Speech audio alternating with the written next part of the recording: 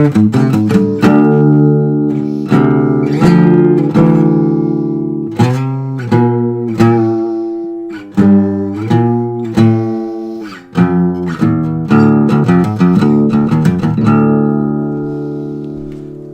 hoy, I'm Plannerwalk, and welcome to a debate which is going to be a little different to most of the debates that I have. Most of the debates that I have are between me and flat earthers, or me and random people that decide to come on and debate me. This time I'm actually having a debate in person with my flatmate. Hey guys. Let me switch over so that you can see both of us. So yeah, the way this is going to be set up is we're going to be more of a formal debate. It's going to be 5 minutes opening statements, then it's going to be 5 minutes rebuttals, and then we'll go into a discussion. So, do you want to kick things off, or? I think I'll allow you to kick things off. Okay. Let me just set a timer on my phone so that I can just do. And there we go. I probably won't use the whole. Won't use the whole 5 minutes. All right. So, yeah, I don't think that a flat tax is ideal. One of the main reasons being is because you've got to think about the way in which people spend wealth. So one of the reasons why I am against a flat tax would be poor people tend to use more of their income. So a poor person making, just say, 20 grand a year or even 30 grand a year will tend to use up most of that income compared to someone making 200 grand a year, who will actually have a lot more at the end of the day for savings. In fact, poor people tend to get into, if I may be wrong on this, but I'm pretty sure poor people tend to get into debt more often than rich people, simply because of they're in a much harder financial situation, so they've got to take out debt a lot more. So, yeah, that's my stance. I also think, and the way that a tiered tax system would help this is it would take more money from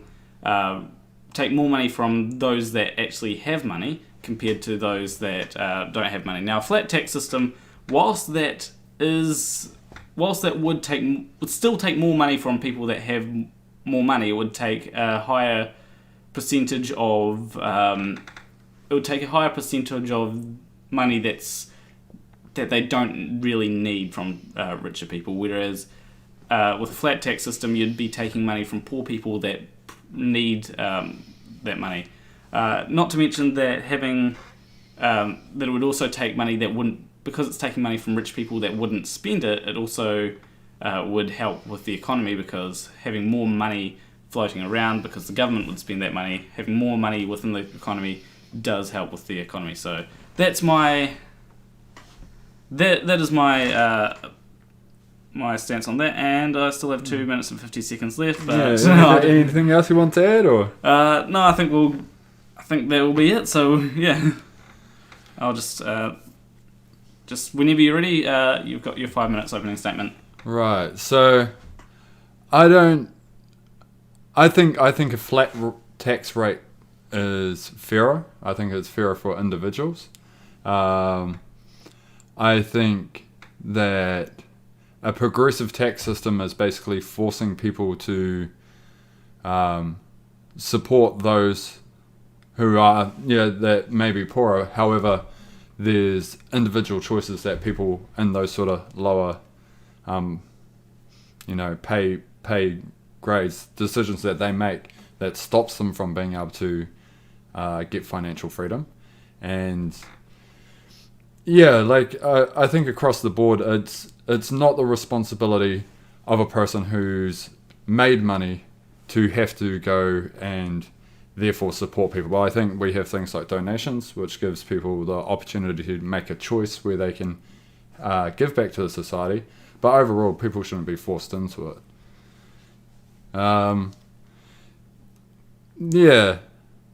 Yeah, so it's like it's a case of like enforced social responsibility by taxing people more just because they have more money.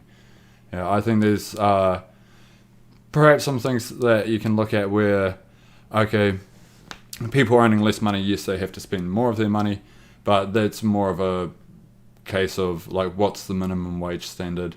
Why are these people not earning as much money as what they could be? But at the end of the day, if they're not earning much and they're having to spend more, that's an individual choice. And people who aren't in that position shouldn't be forced to kind of assimilate that or have to mimic that through enforced taxing. Okay. Do you have any more, or is that... And just sort of to be clear, like with flat tax rates, typically it's either you're getting taxed or you're not getting taxed. So there's a above poverty line and a below poverty line. So if you're below that poverty line, you don't get taxed at all. Whereas if you're above it, everyone gets taxed the same. Okay.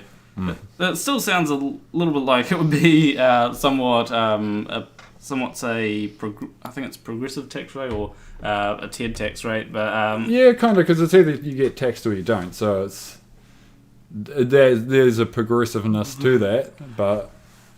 Yeah. All right, well...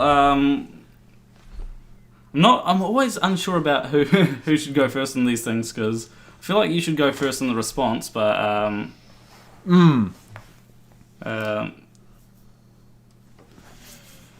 so I got to try and remember what you said. It's still very early in the morning, and I did not make good choices last night. So. So just give me a quick rundown. Basically, your point being is that... Yeah, my point is that it would help people... A progressive tax rate would help people that have less money because they wouldn't need to... because a lot of the tax burden would be offset to people that actually have money there rather than people that don't have the money there. Right, I get you. Yeah. So... what we're looking at is basically like what taxation is the government collecting money from the people to help with the overall like sort of social welfare of people within that country, right? But that's determined by the government who's in power at the time. So the spending by the government to increase the social welfare of people in lower demographics financially is not necessarily going to increase as much as what it should in proportion to the money they're collecting, just because they have their own individual agendas. Different governments, one government may want this, other government might want that, and their idea of how to spend that money to increase the social welfare system is not necessarily going to reflect the amount of money that's getting put into the government. So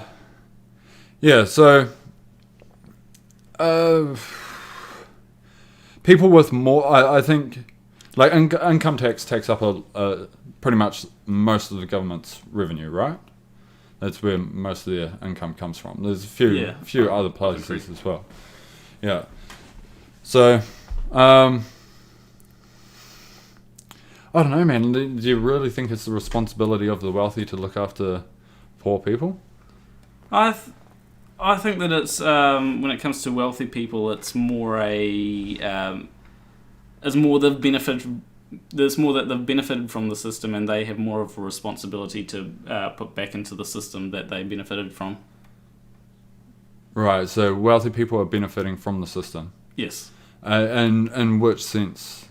The system works well for them, because if it didn't work well for them, they wouldn't be wealthy. Right. Not necessarily, because if, say, a person who's earning $20,000 a year still has the potential to become wealthy with the right choices being made and given X amount of time, so the system would be fair for everyone, wouldn't it? And in the progressive tax model. If they are able to get wealthy, but I find. This is what a couple of these things I was going to say were going to be part of my response. Right, okay. But yeah, like when it comes to when it comes to these ideas of everyone being able to get wealthy, it's not necessarily always that practical, or it doesn't necessarily always pan out like that. You can make some really good decisions and still be poor because you know you got a family to support, or you know bad luck happens to you. You know. So that's kind of getting into more of a rebuttal stage, isn't it? Yeah. So, I guess the general rebuttal to your point is that I think individuals within the system have the ability to create wealth anyway. So even a lot of people in that demographic, this is maybe a little bit of a wild statement, but there's a lot of people that make bad life choices, you know, having to pay more debt because of making bad choices financially, you know, having kids when you're not financially able to support them, you know, just general things as well, making bad purchasing decisions. Is like, if you can't afford a PlayStation 4, why did you buy a PlayStation 4? And then why did you get drunk that night and then break your PlayStation 4 and now you don't have any more money? You know, like that's, how would that become my responsibility for someone who went to bed early and saved money, right? Also with like a flat tax rate as well, like that below poverty line, yes, it is a little bit progressive, so we're going to have to compromise on that. But that would give people who are sitting in those lower financial classes more income for them to be able to spend that poorly. Okay, is that the end of you? Yeah. Okay. All right, so I've just got to remember your opening statement now. So, how high taxes are for the middle class. Mm-hmm. Yeah, sometimes I disagree with how high they are. In fact, I think that quite often there needs to be a change in taxes, in the way that taxes work. So yeah, my response. Okay, so actually, can you give me a rundown on what yours was again? It's basically those same things. Poor people tend to make worse financial decisions. That keeps them poor. Yeah. That's not the responsibility of the wealthy. Okay, yeah. And the government having more money doesn't necessarily mean better social welfare. Okay, yeah. All right, so when it comes to the whole... thing of poorer people making worse decisions, I don't necessarily think that's entirely the... I don't think that's necessarily always the case. Sometimes, yes, they do make worse decisions than richer people, and that's why they're poor. But not always. Like I know people that are poor and have always been poor, and they've found it incredibly difficult to do things like get a job. In fact, my mum, she was looking for a job for a long time, and eventually she finally found a job, and she was rather happy to just simply find a job. Never mind which job it was, and it wasn't necessarily a high-paying job. It was just a job that she was happy to spend her time doing something productive. So yeah, when it comes to poor people, I find that they're not necessarily like, ideally, it would be that, if you're poor, you'd be able to just do something better, and it would be that simple. But it's not necessarily always the case. And I think that I think that people that make millions of dollars, right? Ideally, they would be putting in all that work to make millions of dollars. But I don't think that someone that is making $1 million is doing, I think it was 33 times the work of someone that's making $30,000. Right? So the millionaires have massively benefited from the system, and I'm not one of these people that are like, tax millionaires at 90%. I'm more like 50%. 50%? Yeah. What? I don't think that 90% is realistic, but like we'll give a little bit of insight. Like we had a preemptive conversation which led to us having this debate. So that number 33, you've mentioned that before, the 33 times the amount of work. Yeah. Like where does that come from? They're earning 33 times the amount of money. Ah, right. So you're saying because they earn 33 times the amount of money, the amount of effort to create that money should be... Yeah. Right. Ideally. Now, I know that there is some other things like some people do get paid overtime, which is a bonus on top of... It's basically a bonus for working more. And we could take that into account, but I still don't think that even with overtime, and all that, I don't think that millionaires deserve to have 33 times the amount of wealth or the amount of income than someone that's making that's working hard for their family, making 30 grand a year. But another point that I wanted to bring up in response is another point that I wanted to bring up that but also comes off of that is millionaires do have a lot more disposable income than poor people. Poor people will spend more of their income.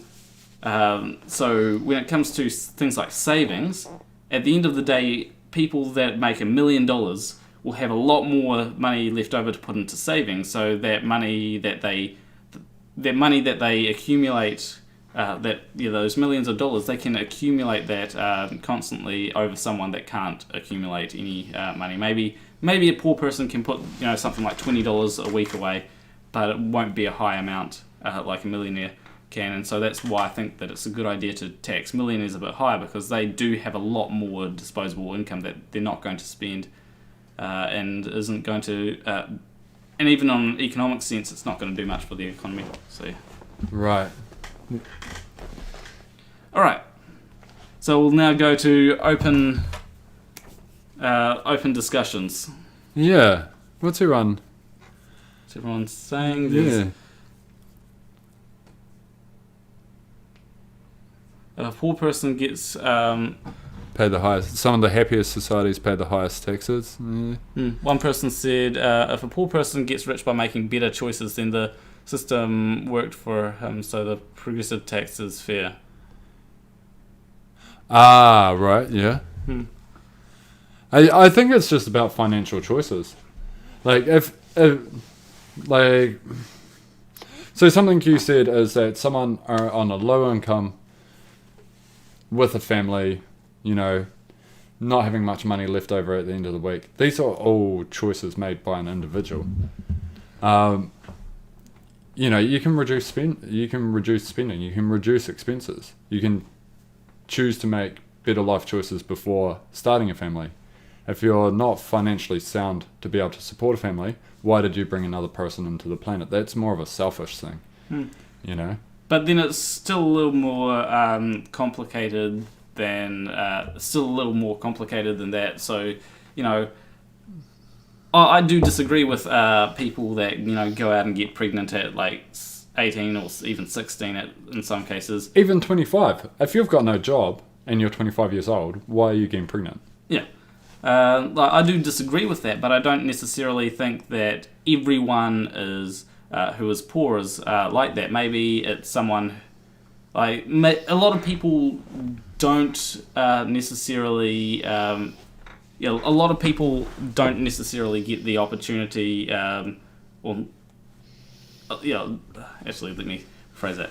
A lot of people, they'll have a family already, right, thinking that they can support it, and they might go into a family being like, it can't be that expensive, and then they get pregnant and realize that, holy shit, this is way more expensive than what they initially thought, and then now they're needing to take out debts, and a lot of people will get things like credit cards because they don't realize what a cost burden credit card is. I mean, I don't have a credit card because that would be because I think you got to pay a certain amount for a credit card, and it would seem like I had like $500 extra, when I don't really. A lot of people do make those bad decisions. A lot of people aren't really financially literate. Yes. Yeah. I have a credit card.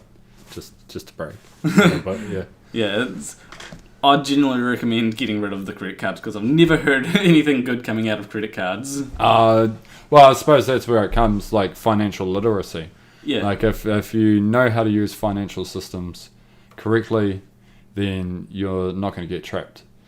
Yeah, and like, so for example, what you said, maybe someone thought they were in a good place to start a family, then start a family and went, oh crap, this is way more expensive than what I thought it was going to be.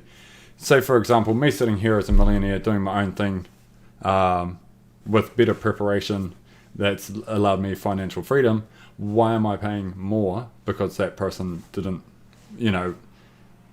like, to me it seems a case of like, because you and I are both just people, right?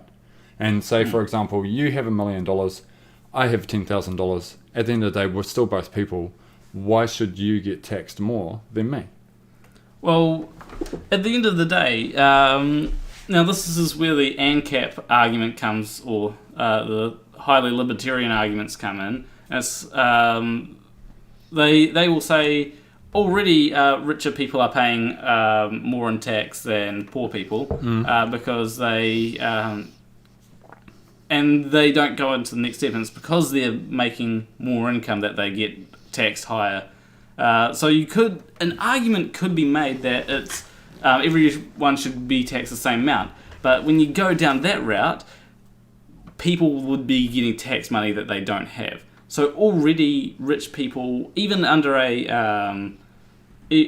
flat tax rate, people that earn more would be getting taxed more than people that aren't earning quite as much. So people that how so?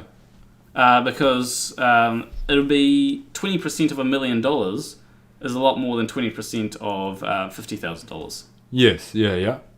But it's a lot less than 33% of $1 million. Yeah, it is a lot less. Yeah. But my point there is that they've still got to pay more.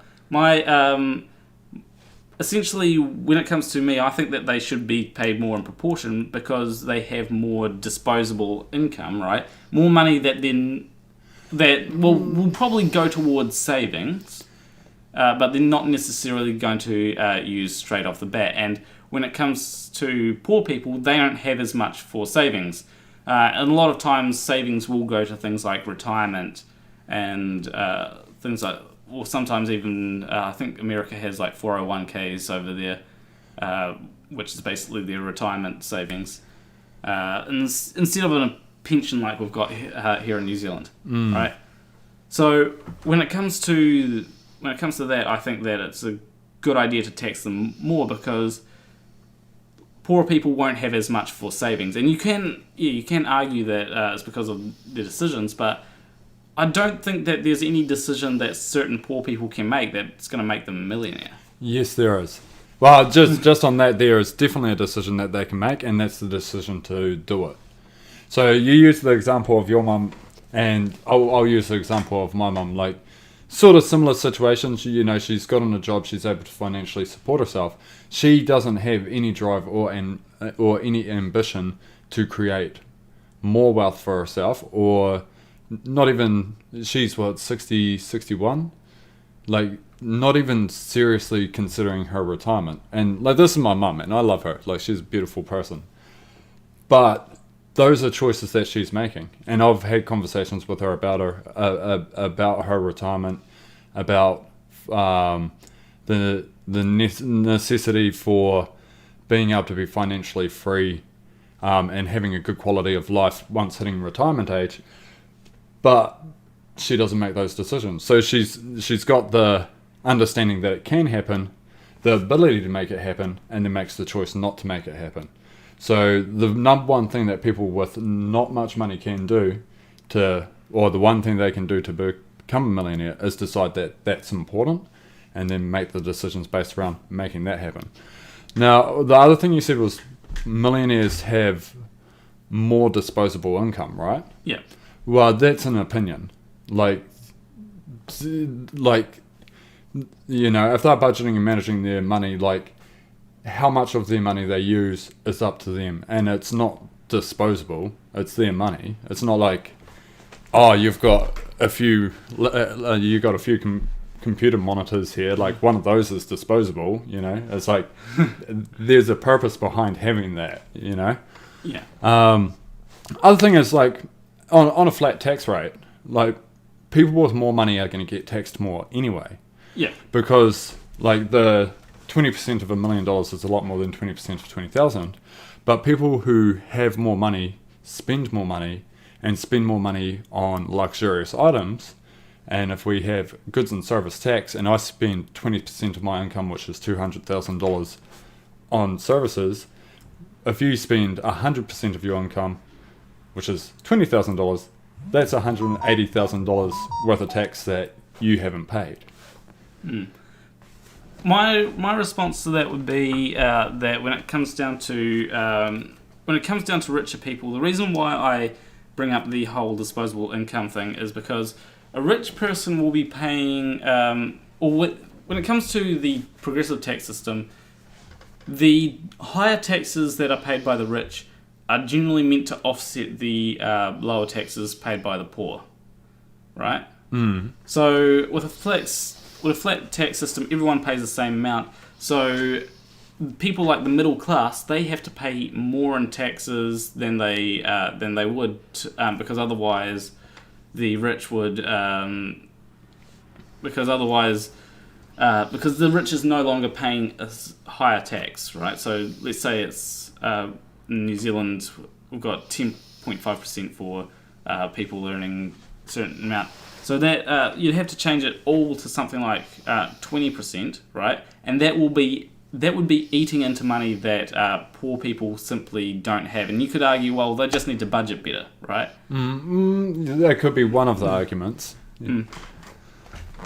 But the problem is that a lot of poor people don't necessarily first off, they don't budget well, right? A lot of poor people haven't gotten financial literacy to the point that they can, do that. Now, there are some financial literacy programs to help poor people, and I've been involved in one of them, and I was like, I already know this shit. That's why I'm not. That's why I'm not homeless, you know. Essentially, when it comes to what was my point? When it comes to taxes, I think that it's better to have rich people paying more, like 33%, to offset the taxes that would otherwise be paid by poor people that are earning a lot less. Right. And I don't think that rich people having more disposable income is an opinion, because a lot of them have money to be able to put towards stocks and investment and that to make them, ideally they make themselves richer, but that's not always the case. Yeah, so we're talking about when we talk about poor people, we're talking about poverty, right? Like the middle class, it sucks to be there, but you know you're pretty much breaking even in the middle class. And if we talk about I don't like defining things by class, but like within X amount of money, you're looking after yourself. Anything beyond that, now you're increasing your quality of life, right? Yeah. And then at some certain point, it's expenses versus income, and if that income can't cover your expenses, then you're impoverished. Doesn't actually necessarily quite work, because if you're a millionaire who earns $1 million a year, getting into $2 million worth of debt every year, you're in poverty, but you're super wealthy at the same time. So, but rich people are less likely to make that to do that, you know. Yeah. So solutions are always good, right? So underneath this poverty line, in a flat tax model where people aren't getting taxed at all, they have more of their disposable income, right? What's to say that extra 17% of their income, or whatever the tax rate is, them having that income, if all things stay the same, what's going to change? If they're getting into debt, if they're having kids, if they don't have a drive to get themselves out of that situation, there's some like social concerns, like working physically is maybe a bigger toll on the body. They might not be as healthy or making poor eating choices. If we give them back 17% of their income, I'm just kind of like disarguing my own point. But what's going to change there? And it works in a progressive model as well. Like, so if, say for example, someone who's wealthy is getting taxed at 33%, and that was the flat tax rate, and now you've given back the money, or not taken the money from someone who's now getting taxed at, like, say 11%, you've given them 22% of their income back, but they still make the same choices. What's that changing? Okay, so one of the things that you got to understand about a flat tax is, or one of the things you got to understand about taxes is that when it comes to taxes, you can't just take the lowest tax rate and tax everyone. The government would be, immediately see the government shut down, basically, right? Wasn't expecting that to happen. Yeah, so you'd immediately see the government shut down because they need to make a certain amount of money. So what you need to do, you need to have a certain amount of tax that everyone's in a flat tax system. You'd have to have a certain amount of tax that everyone's paying. That's enough to make up for all expenses of government, to make up for welfare. And all that, so that you don't have things like runaway inflation or runaway government spending, which increases GDP, or that adds to the deficit, right? So when it comes to a flat tax system, you've got to have that. In a progressive tax system, basically the people that are paying the things like 10.5%, that's offsetted by the people that are paying 33% tax. Right. Just quickly, this comment seems way out of context, but all I saw is, like Bo said, it's not like 400 kg welding equipment fits in the back of a VW. It doesn't. Why are you trying to fit 400 kgs of welding equipment into a VW? I don't know. Maybe it's in response to a minivan would be an excellent start. Metalwork company. Oh, okay, cool. Okay. Anyway, back to the actual discussion being had. So yeah. So when it comes to the high tax rate, that's to offset the low taxes. If you start taxing everyone at the same amount, that immediately that high tax rate that's paid by the people that have I think it's above 70k in New Zealand, that immediately needs to be added to the people that pay less. Now, to be fair, right, there are probably a lot more people that are earning less than 70k than is earning over 70k, right? Sure. But you still got to you still got to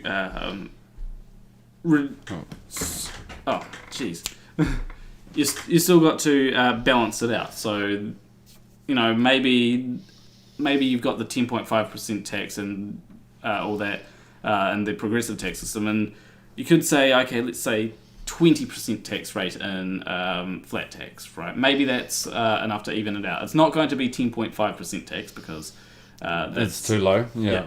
And it's and 33% tax. That's probably going to be too high. Right. Yeah. Yeah.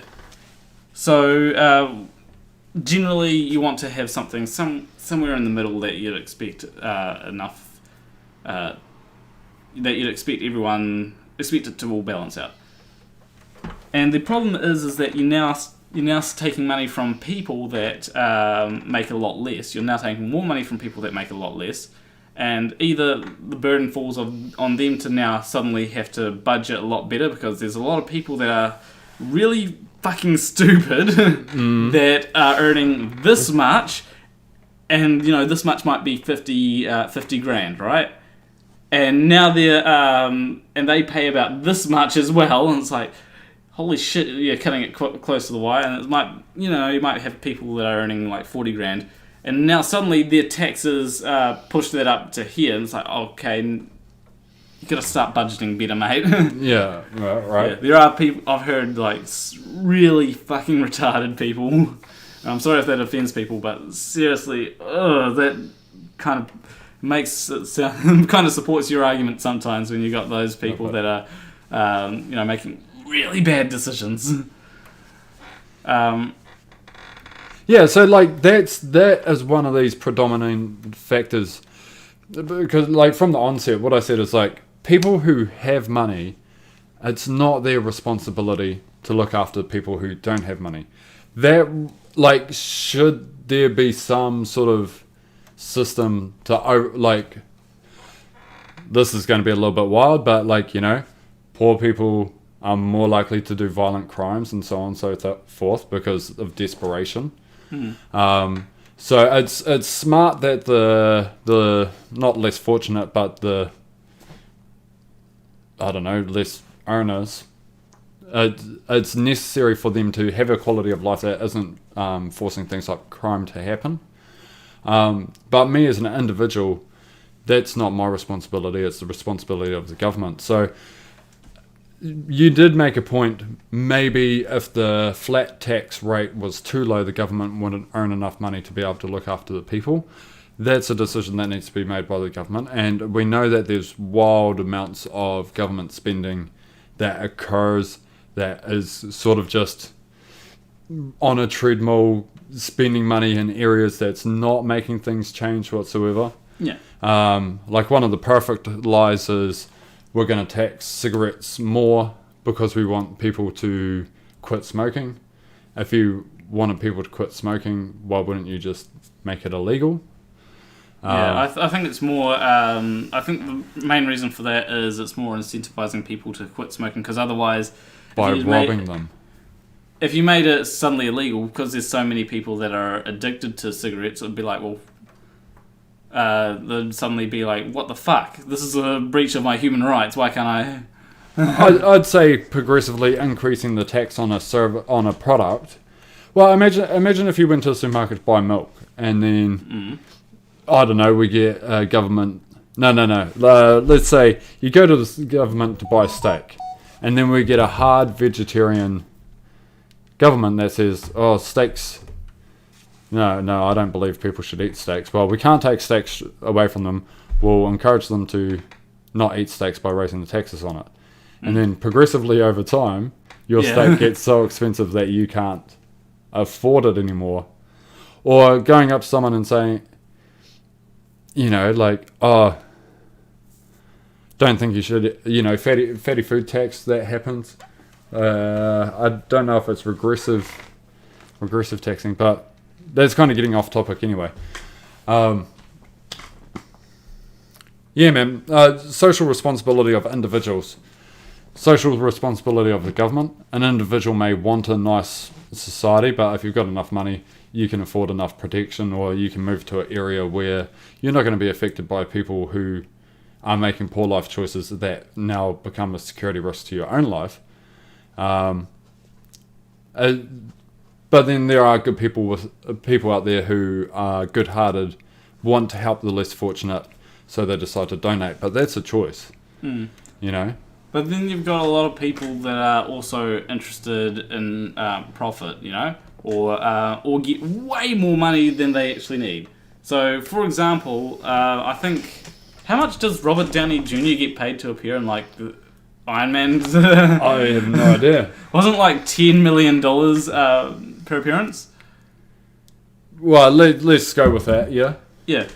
And, when someone's getting paid $10 million, right, I don't think that they so much need it, and that could be going to. Now, I'll admit that some people, maybe he donates a lot of that to charity, right? What if he wants to buy a Lamborghini? Then he kind of needs $10 million. Yeah, but nobody really needs a Lamborghini, you know? Yeah, nobody really needs a TV at home. Did you decide to buy a TV, or did you decide to save money? Usually I buy the cheaper TVs.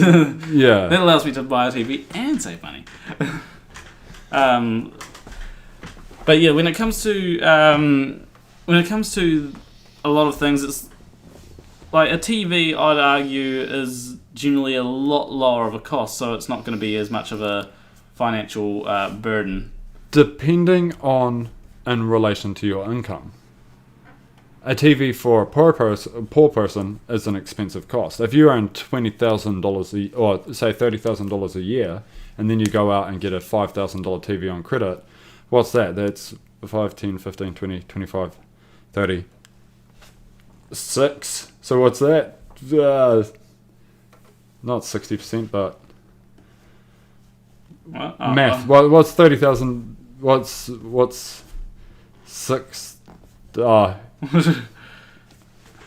It's early, guys. It's really, yeah, it's really early. And I drank last night, and I didn't prepare for this as much as I should have. But yeah, like, okay, you've got a $30,000 income, right? You buy a $5,000 TV. Whatever the math is on that, you know, that's not a smart financial choice. It's a sixth. A sixth, yeah. Yeah. What's that as a percentage? 20? No. I think it's like... It's half of 33%. Right. So, on the other hand, though, if you have $1 million and you buy, you know, like a pretty nice car, like an Audi, like, say, a $100,000 car, what's that? Like, that's 10% of your income. Yeah. So, even just there, looks super unnecessary that they have an Audi. Like, oh, well, they could have bought a Toyota Corolla. But, like, percentage-wise of the amount of money that they spent, it's a lot less than the person who bought the TV. So, the Audi's not necessary. Looking at making smart financial choices, neither is the TV. So, that's a financial choice. If you not bought that TV, you know, you might have done the $5,000 one-off cost, HP, then start defaulting on payments, create debt, and then that stops you from being able to shift out of that, you know, that sort of like lower class to, and then that's where the decisions to actually get financial freedom and make more money come into play. Like, they're not making that choice. They're making the choice to buy a TV, sit at home. Yeah. But I don't think that, I don't think poor people are going out and buying $5,000 TVs. Generally, when you go to a poor person's place, their TV will be something like a shitty one that you can buy from the dump for, you know, $100 or buy from a second-hand shop for... like, I've seen some pretty poor people with some pretty nice stuff. Yeah. Well, I actually know people that are pretty poor, right? And they just forego internet, you know? So I think that poor people tend to forego rather than. Now there will be these people that do, you know, put themselves into massive debt by getting a lot of things. There's a lot of poor people that do tend to get themselves into debt by buying, you know, overly priced products that they could probably get for a lot cheaper. But I think that quite a few poor people will at least have the sense to go, well, this here costs $20 compared to this here that costs, or, you know, like a phone. They might go for the $100 phone rather than the $2,000 phone. I think that tends to be the case with poor people, and whereas there are some poor people that will, you know, spend all their money on gambling and... Actually, on that note of cell phones, though, that's not really the case, though, is it? With HPs and that sort of thing, like, how, like, everyone's got smartphones. Everyone's, like, got expensive smartphones. I have a smartphone that I got for $12 with a cracked screen. Yeah. I don't make the decision to buy a brand new $1,000 phone because my phone's old and budget, because $1,000 on a phone is ridiculous. Yeah. But I know people who don't have the money buying expensive phones, or at least expensive looking phones. This isn't an expensive phone. This is actually pretty cheap. I think it was like, and I also got a bit of extra money to buy it from for Christmas. Oh, Yeah. Okay. Well, it's a Christmas gift, so we can't go too hard on it. So Yeah, like I find that generally when people have more disposable income, right, they tend to buy more expensive things. yeah. And yeah, there will be people that will be, as I said, there are people that will, get like really expensive stuff, and it's like, okay, why don't you get like the cheaper option, for like, that's like only a quarter of the price, and it's like, and they won't, often it'll be like, I didn't think of that, or they'll make up some excuse as to why they need it, I mean, hell, there is Nathan Oakley, apparently is, if I bring it up on my Discord server, right, he's trying to get, he's raising like £1,400 for an iPad on GoFundMe. What? Like, seriously, Nathan Oakley is trying to get £1,400 for an iPad on GoFundMe. And it's like apparently it's like one of the most expensive. Why?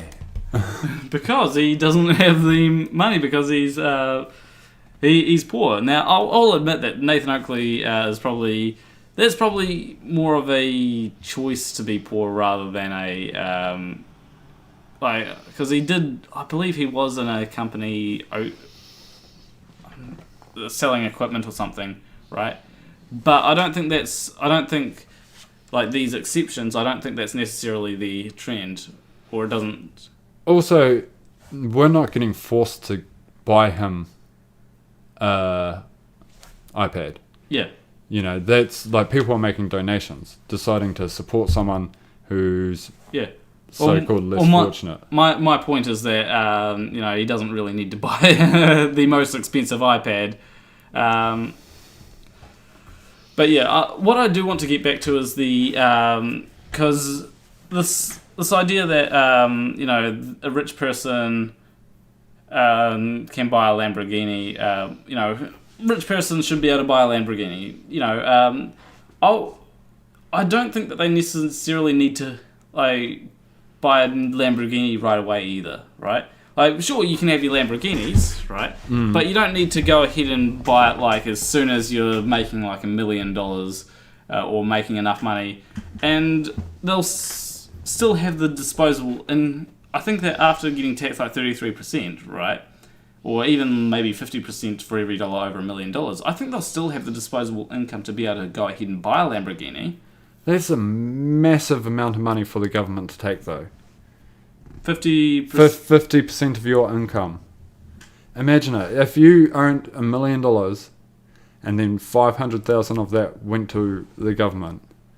But it wouldn't be 500,000 going to the government. It would only be like if you earned $1 million. Okay, well you earned $2 million, and then you're like sweet, and then on that second million you earned 500,000. Like, come on, dude. Like, if you'd still be making over $1 million. Yeah, but like, why? I guess the point is like, why? Why should wealthy people have to do it? Because because they have. Yes, it gives the government more money, right? Like, let's not argue that. It gives the government more money. Cool, but even still, why? Because it means that. Because simply what it means is that. Simply it's because wealthy people have more disposable income than poor people. Poor people must put more of their money towards things like rent, towards stuff like food. And some people may argue that power is unnecessary, but I think power is pretty necessary for a lot of people living in a modern day and age. So things like power, right? Rent, rent, food, and power is some of the essentials, and then there's also other things like maybe you want like a heater or something because otherwise you're going to live in a cold house. A higher percentage of money will go towards the necessities for a poor person than it will for a rich person, right? Right. And when it comes to a rich person, they have the ability to have more disposable income at their fingertips. Well, not if you're taking half of $1 million after you've earned your first million. Well, they still have $600,000, which is still way more disposable income than... It's only one wheel on a Lamborghini, though. Kind of needed that extra $500,000 to get the rest of the car. But they don't really need a Lamborghini right away. You could save up for a few years for a Lamborghini. You don't really need to buy a bag of chips or a TV right away. You could save up for a few years and get yourself financially stable where you're not a drain on the society. But then you've got the issue of it's going to take a poor person a lot longer to save up for that TV, especially if they're being taxed at a higher rate than it would for a rich person to save up for the Lamborghini being taxed at the higher rate. Yes, but they shouldn't be saving for the TV, which would be the point is that they should be saving to be able to create more wealth with their money. But that's getting into a conversation about financial literacy. So, but it's not necessarily people don't necessarily, especially poor people. Poor people. If you ask poor people, space comma. But if you ask a poor person to how to make more wealth with their money, they won't know, right? Right. Because a lot of their money will be most of their money goes towards surviving, so they'll be first off, they'll probably be if I've got disposable income, I'm gonna finally, that would be great, be able to buy something, a luxury item with it. Whereas a rich person, they know how to create. Generally, they'll know how to create more wealth with their money. Generally, they'll be invest into stocks or even buy a house, wait for the price to rise, and then sell that house. That will generally be what a rich person will do. Whereas a poor person, they won't necessarily know. They won't necessarily know how to create wealth with their money. Two points. If I'm buying a Lamborghini, I'm already paying more tax because if I yes, what's a Lamborghini worth? What's a cheap one? $500,000. I'm spending $500,000 and getting taxed on that purchase anyway. All right, so I'm already, just by buying something that's unnecessary, I'm paying thousands and thousands of dollars worth more tax than what this person's ever going to pay in a year. All right. Second of all, okay, well, a poor person may not have the education to be able to go out and create financial freedom. Well, where's the education coming from? From schools. And who's paying for the schools? Well, taxpayers. Yeah. And who's having to pay the most for the schools? The wealthy, because they're getting taxed more. So they're paying for the education, and the education's not even providing a solution where these people are getting educated to be financially responsible. So why am I paying more money for an educational system that's not even doing the job to help those people? Well, it comes down to it comes down to money. A lot of the problems with education, one of the issues, right, is that when it comes to education, you've got people that are you got teachers that are often underpaid, right? How much does a teacher earn in New Zealand? Because I think that's a perspective thing, right? Yeah. Hey Google, how much do teachers earn in New Zealand? According to Careers NZ, Graduate secondary school teachers usually earn between $52,000 and $57,000 a year. Secondary Underpaid. school teachers with 2 to 5 years experience usually earn $58,000 to $71,000. That's not underpaid. That's $1,000 a week is not underpaid. Yeah, it is pretty. It is quite a large amount. I mean, they're in like the what I think it's 25% tax bracket or something like that. Right, and because in New Zealand, I don't know how many of your viewers are international, but like in New Zealand, we consistently are struggling with teachers complaining about not getting paid enough, right? $50,000 to $70,000 per year is getting paid enough, right? So if our education system is around a bunch of... if the mentors in our education system is based around a whole bunch of complainers, like, I don't hold much hope for the education of our youth. And on top of that, if I was earning a lot of money, I don't want to have to be paying for it, because I'd pay for private schooling. Yeah, but you'd be able to afford to pay for private schooling. And I'd be taxed on it too. Yeah, you'd basically be able to afford to pay for private schooling, which I'll admit, private schooling is probably better than public schooling, but private schools are able to charge exorbitant prices to rich people to provide that better education. And, it would be a good idea to look at the private schools and see what the private schools are doing, like how much do they pay their teachers, what do they do for their curriculum. They've probably got a whole lot of technology that they can use to, and they're probably able to afford the better teachers, So, when it comes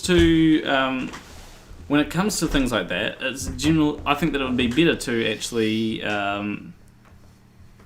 to probably tax rich people higher to actually allow for a better education system that would allow poor people to be able to have the education that's needed to make smarter life decisions. No. I gotta stop you right there, because tax wealthy people more to pay for an education. Like, we've already got an education system. The problem isn't the education system.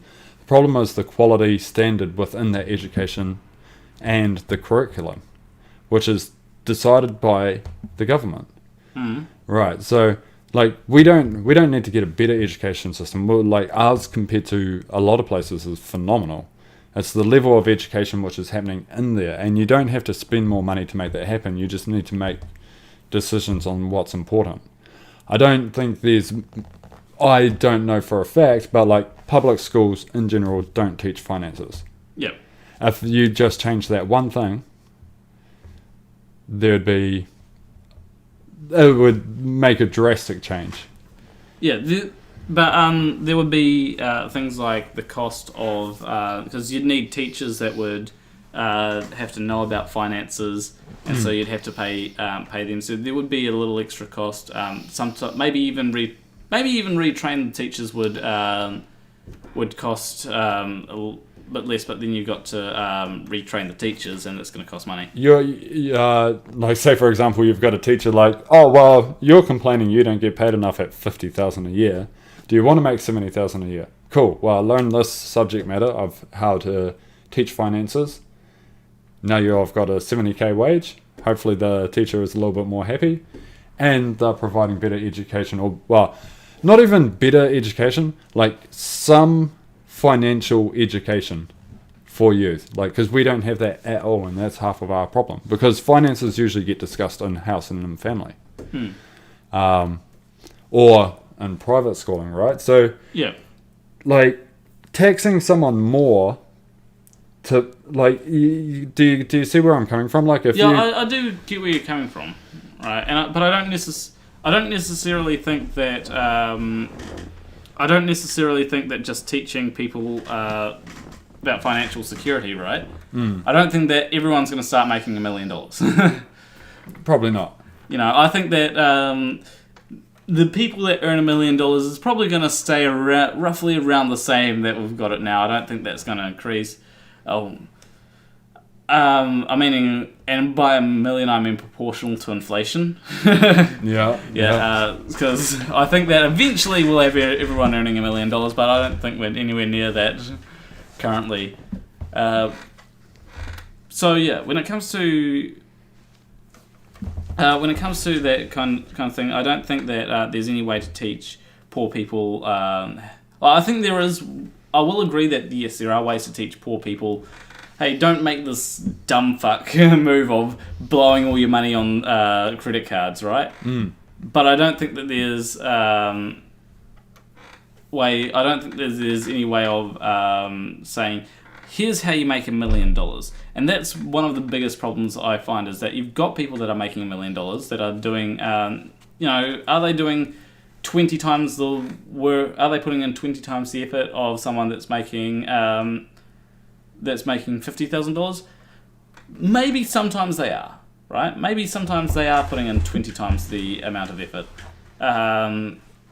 But I think that I don't think that holds true for all of them. And you've got to also consider that when you're making millions of dollars, you're able to put a lot more money away, so that if you were to get taxed more, it's not really a burden on.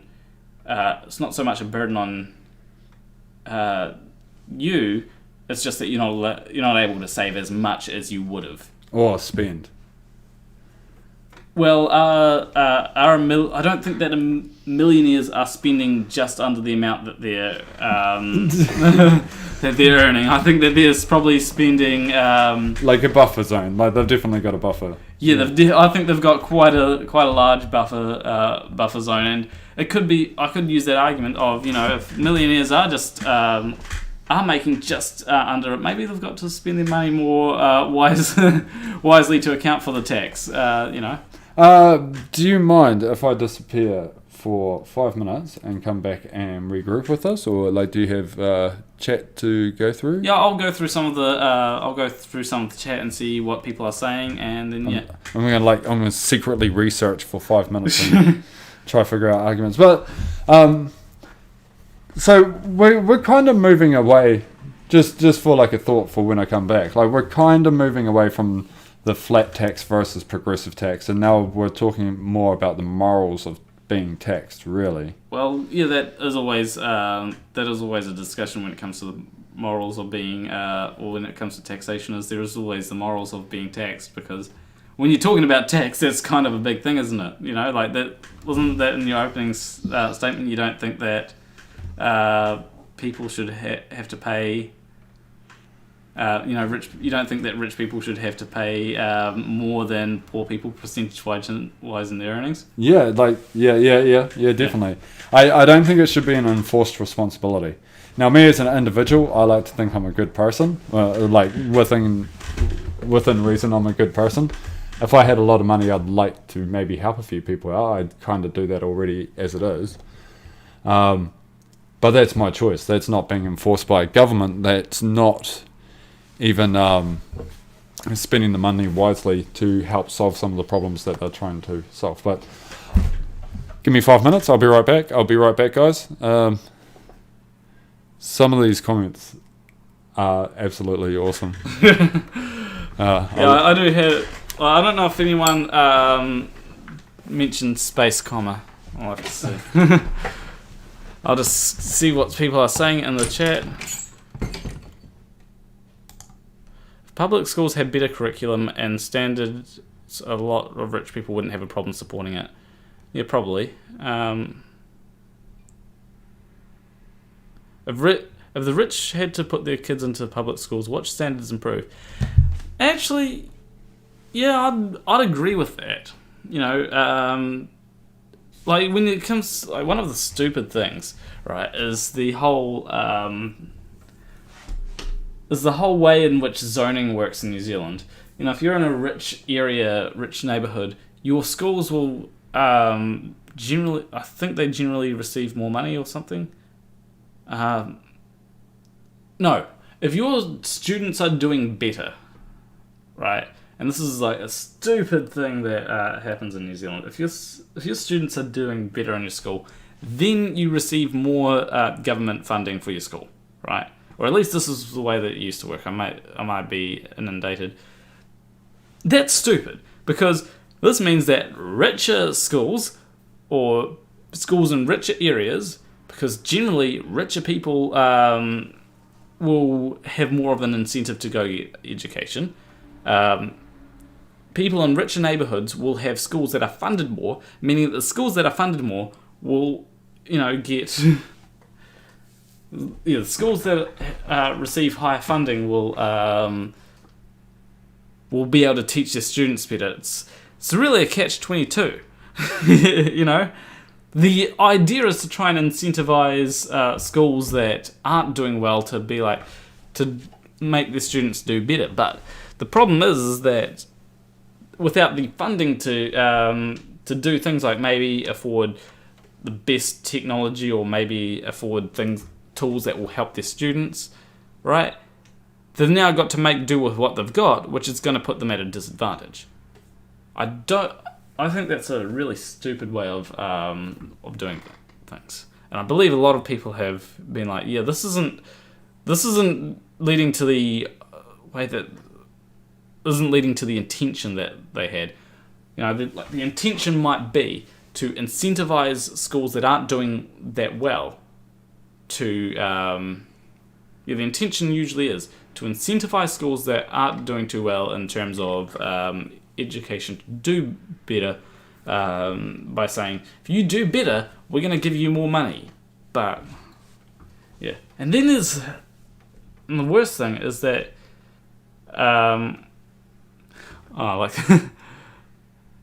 do better, chops off hand. You didn't do better, chops off other hand. Do better. Yeah,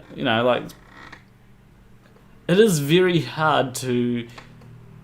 I remember even in high school, they were essentially trying to bribe students to do well by saying, well, if you get above a certain amount of, if you get excellence in NCA, for every class you get excellence in, right, you get $50 or $100, right? To rich people, that would be drops in a pond, but to poor people, it's shit. I'd love to have $100. Even now, $100 to me is actually a fairly large amount.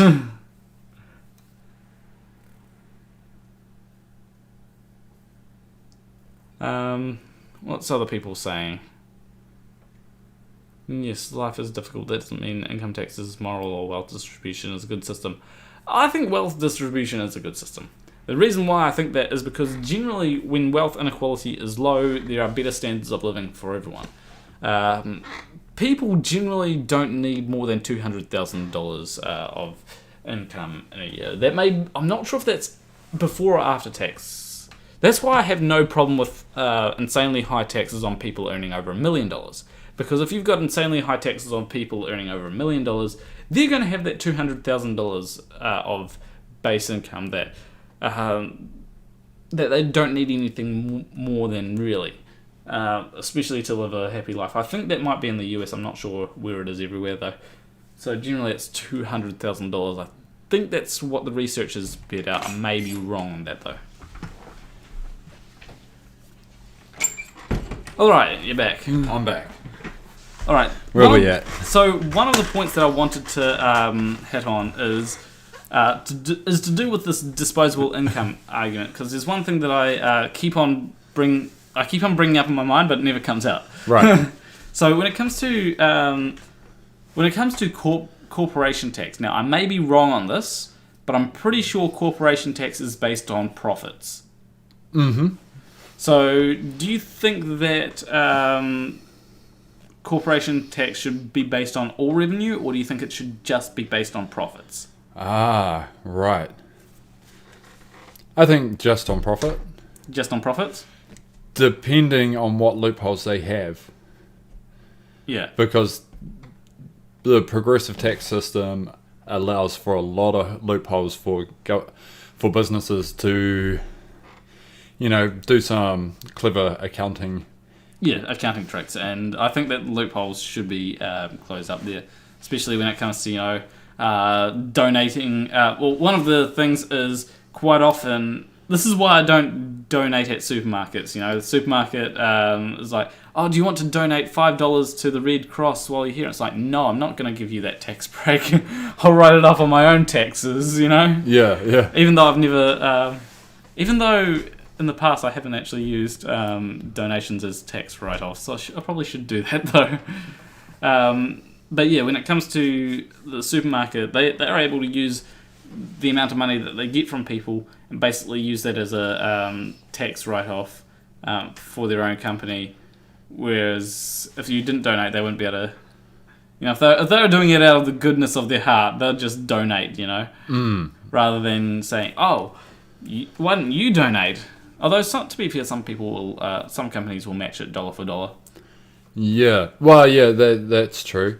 But I still think that it's been used as tax write-off. But yeah, you're like, so your question is, do I think companies should be taxed on profits or total income? Or total revenue. If total revenue gets taxed, a lot of businesses are going to disappear. Yeah. And then a lot of work is going to disappear. And that's going to leave a massive drain on society. Yeah, especially like small businesses which are spending just about every dollar that they make. Maybe it's on employees and stuff, but yeah. I would actually say this though, like I guess like flat tax, but it kind of becomes a progressive thing, is that companies should be taxed higher. Yeah. On profits. Yeah. But it should be equal. Yeah. And individuals should be taxed. Like maybe looking at individual tax, if we take a flat tax system where it actually has turned quite progressive, my tax plan. But, you know, we establish a point of poverty line, and anything under that, you don't pay any tax. Individuals, regardless of who you are, you get taxed the same amount, and then the profits of companies get taxed as well, and that may be as a different amount to the individuals. I can agree with a different tax rates for companies than for individuals, because individuals are inherently different to companies. I'm not one of these people that's like, corporations are people too. I'm not one of those people. Yeah, and I think that corporations should be taxed on profit, not on total revenue. Yeah. And, you know, ideally, right? Ideally, you'd be able to tax individuals on the disposable income that they get, right? Because that's kind of what you're doing with companies. You're taxing companies on disposable income, and at the end of the day, they've got a certain amount of leftover disposable income. And ideally, I'd like to be able to do the same with people. You know, if you've got a certain amount of leftover disposable income, then you get taxed on that, and you don't get taxed on the income that you're actually spending. Unfortunately, it's not that simple, right? Otherwise, you'd have rich people basically spending all their disposable income on Lamborghinis and being like, well, I didn't have any disposable income, so I shouldn't... Which actually would probably benefit the society more, because the government's getting more revenue from GST. Oh yeah, GST. Possibly, like, GST is like 15%, so it wouldn't... Like, but you'd have a lot more money going through the system, creating a healthy economy. So you might have more money, more jobs. Yeah, you'd have more jobs that way. But I think that would be a really stupid system to go by, because there's no way to differentiate between someone choosing to spend most of their money versus someone spending most of their money because they're spending on essentials.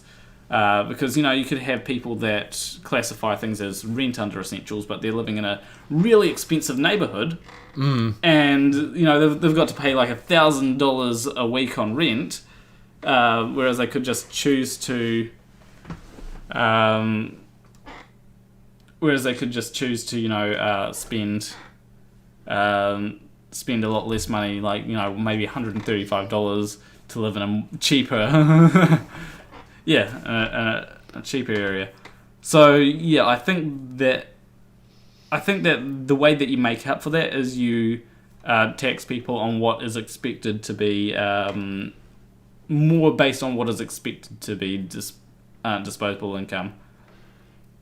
Yeah. Or more on the amount of expected disposable income that they're expected to have. So you could say, everyone under a certain amount is tax. Like, I'd actually support 0% tax rate for people earning below a certain amount, right? Right. Okay. Cool. Because I know that would benefit. I know that seems kind of selfish because it would benefit me a lot. I'd basically be making like $1,000 extra a year. Yeah. That would be a lot of money to me. But when it comes to people earning more than $1 million, a lot of the money that they make there is going to be disposable income. So I think that it's a good idea to tax them at something like 50%, because, and I brought this up with chat earlier. Right. But I have a feeling that the chat's going to be a little bit biased. Possibly. I know that there's one person that disagrees. One person says, why don't you let individuals decide what is disposable by taxing the point of consumption? Because I think that... Yeah, so that'd be like GST, right? Yeah, that would be things like GST. Yeah, and then there's a lot of countries that do it where like food gets taxed less, like fatty unhealthy foods get taxed more, like healthy foods don't get taxed at all. So it's supporting these positive decisions and making like these healthy positive decisions available for those on lower income, and just so it's like, okay, now you don't have much money, we understand that, cool. If you go and buy an apple, it's going to be super cheap. Yeah. If you go and buy a pie, it's super expensive. And then it still comes down to the individual whether or not they buy that apple or that pie. One of the things is that when it comes to millionaires, I still think that they would find a way to not have to pay as much tax. Like, one example could be investing in stocks, right? Mm-hmm. And I'm not sure how much of a tax write-off that would be, right? But when you're investing in stocks, you're basically putting your money aside for a later time. And if it was a disposable income-based tax, you could a lot of people would basically be like, well, I'm going to invest in something like stocks, or even buy a house, which I'll later go ahead and sell. And then essentially, that could be not considered disposable income. You could say, we'll tax you on the house for GST or whatever, but they'll still be putting their money towards money, right? So yeah, I think when it comes to things like that, that's probably not the good way to go.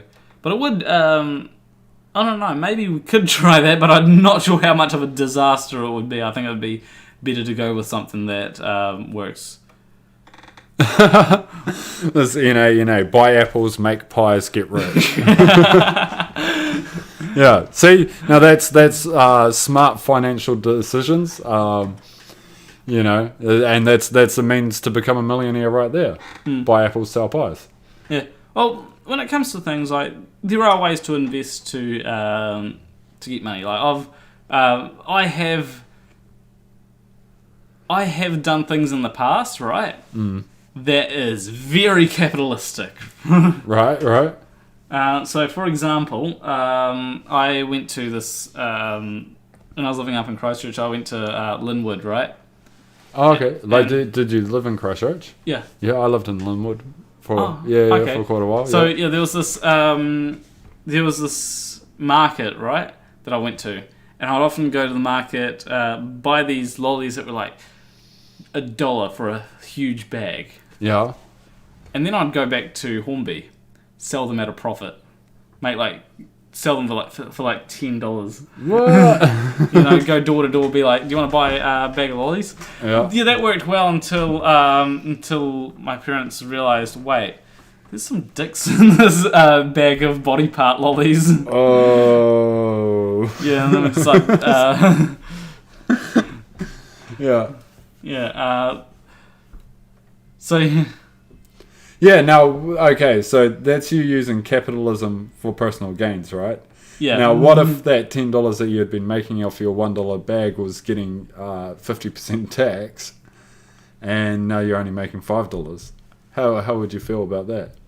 Well, it would depend on what kind of situation I was in. I was definitely earning more money than I needed for myself. Like, I think I made like $800 or something. What?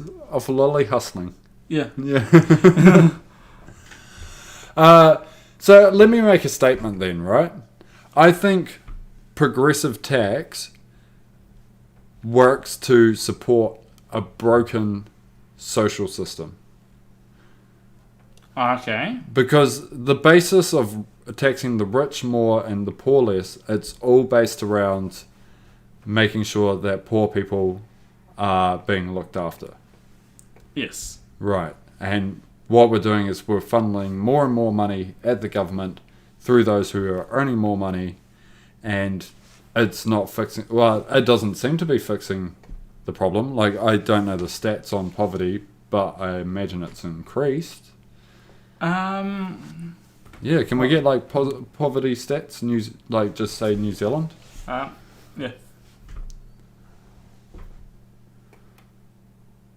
It's not coming up with Hey Google.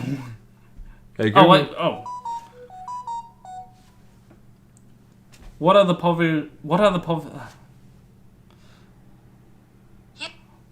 poverty rates in New Zealand? According to Child Poverty Action Group, 295,000 I want to get rates. Yeah. Rather than... Is it increased or decreased? Or? In 1982, 14% of children lived in poverty. In 2016, 28% of children lived in poverty. What are those numbers again?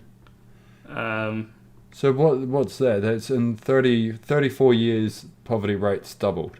Yeah. So the system's not working then, is it? Like, it doesn't seem like the system's working. Yeah, it could be argued that, but then you can also argue that it could be something that's not necessarily because of the government, right? It could be that it is because of a lot of millionaires having more money. But they are getting progressively taxed more. So that can't, like, if they, because right now we have progressive tax, right? Mm. And millionaires, the more money they earn, the more the tax they pay. So it's not because of them that the poverty rate's doubled. But then you can't necessarily say that it's not because of them because they get taxed more, because they still earn more, right? Right. So just because they get taxed more doesn't mean that that's contributing to poverty. That's a non sequitur. Don't use fancy words at okay, non sequitur means that it doesn't follow from the that your conclusion doesn't follow from the premise. Well, like, the premise being is that the wealthy are paying more to the government so the government can support the impoverished. Mm. Which has been happening for the last 34 years. Mm. And yet the impoverished, or the poverty has doubled. Yes, but you've got to also look at other statistics you don't just look at one statistic and say one statistic and draw a conclusion from that. You've got to look at a multitude of statistics, which is a lot more complicated. So you could look at the fact that in America you've got 1% of people having, I think, over 50% of all the wealth. Mm. You know? And, okay, how did it get there. You know, that's also a thing where I could actually probably draw correlations between that and poverty, right? And say, well, because a smaller number of people have a large amount of wealth, they can keep that wealth as they can accrue that wealth, right? So a person making $1 billion a year, or let's say $20 million a year, right? They would be able to keep like 19 million of that. After, well, say depending on what the tax rate is. Yeah. Say they get taxed, and they could take like 10 million of that and put that into saving. They will be making interest off that money, right? So but also they won't be getting taxed on the money that they've already got, right? Like the lump sum that they hold in their bank account. Yeah, they won't be getting... Yeah, because you gain interest on it and you're taxed on interest. You're taxed on interest, but you're not taxed on the money that you've actually already got. You don't get... Right, if you've got... Yeah, if you've got $10 million sitting in your bank, you don't get taxed on the $10 million. You get taxed on the interest that's made from the $10 million. Right. And the tax you have to pay on that will always be lower than the amount of interest that you make on that. So yeah, when it comes to the money that you get, so when it comes to that kind of thing, right? They are able to take a lot of money, but they don't necessarily have to put it back into the system. Right. Yeah. Yeah. And so that could be a reason for poverty, because there's less money, because they're saving money, holding money into their in their savings accounts or whatever to make more money. Then then you've got less money to go around for everyone. Right. And that's and that will that's not necessarily a good thing, because people saving money actually does drive inflation a bit.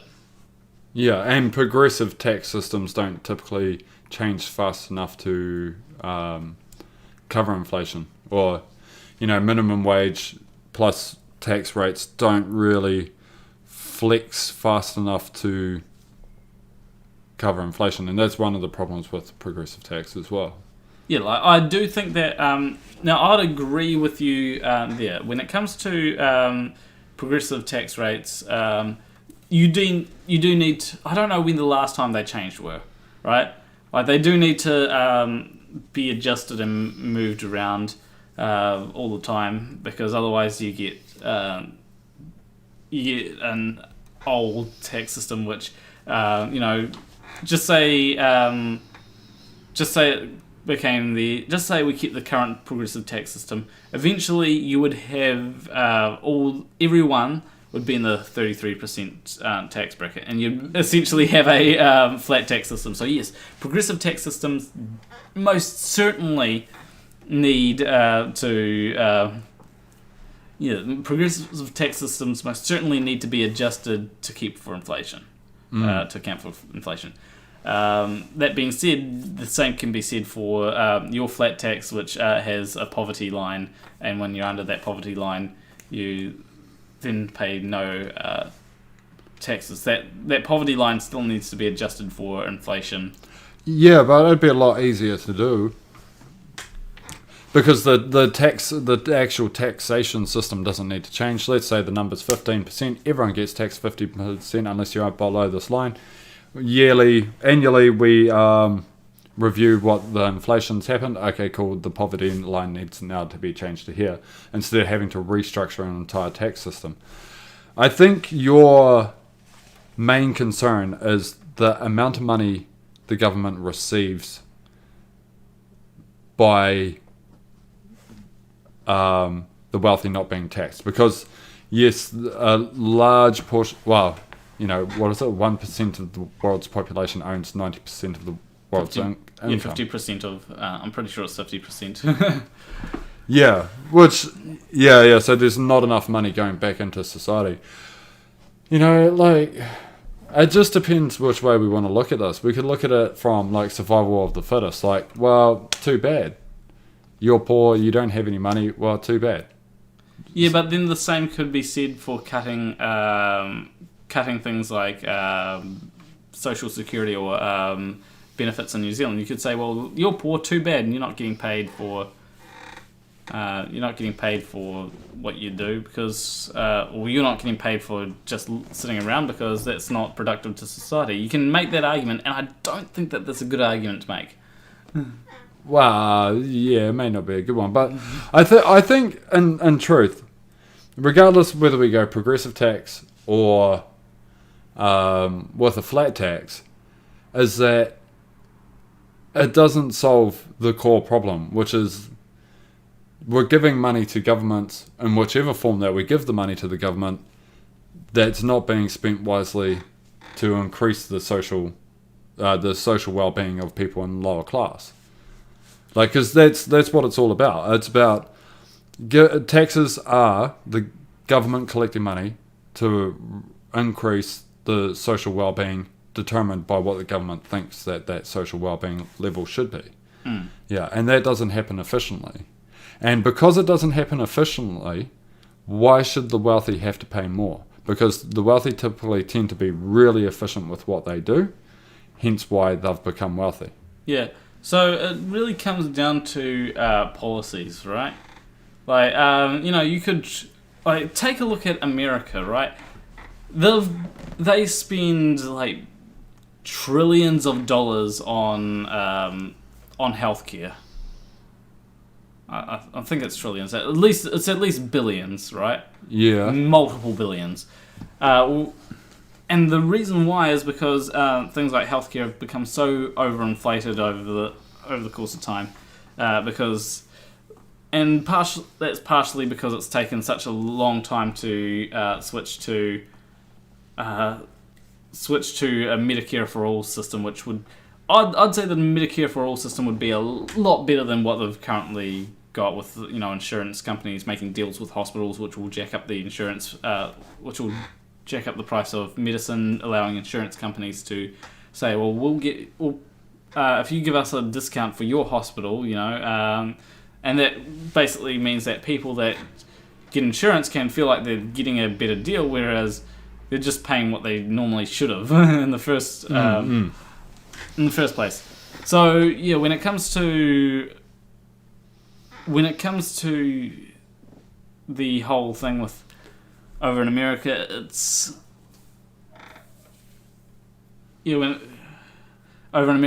really stupid, right? And quite often they'll have people like currently now we've got you've got people like Bernie Sanders running, you've got people like Elizabeth Warren, even Joe Biden has a plan for Medicare for all, right? And then you've got a whole lot of Republican people saying, it'll never work in New Zealand, and that's why they continuously vote, not in New Zealand, in America, and so that's why they continuously vote Republican, because they believe that the policies that the Republicans will implement will be better for the lower class than the policies that the Democrats will implement, right? Whereas that may not necessarily be the case. Now, they could be right. I don't think they are, but, that's America, so hopefully I don't have to deal with too much of the issues there. Cody made a really good point. Like, the poor have paid for the rich more than the vice versa.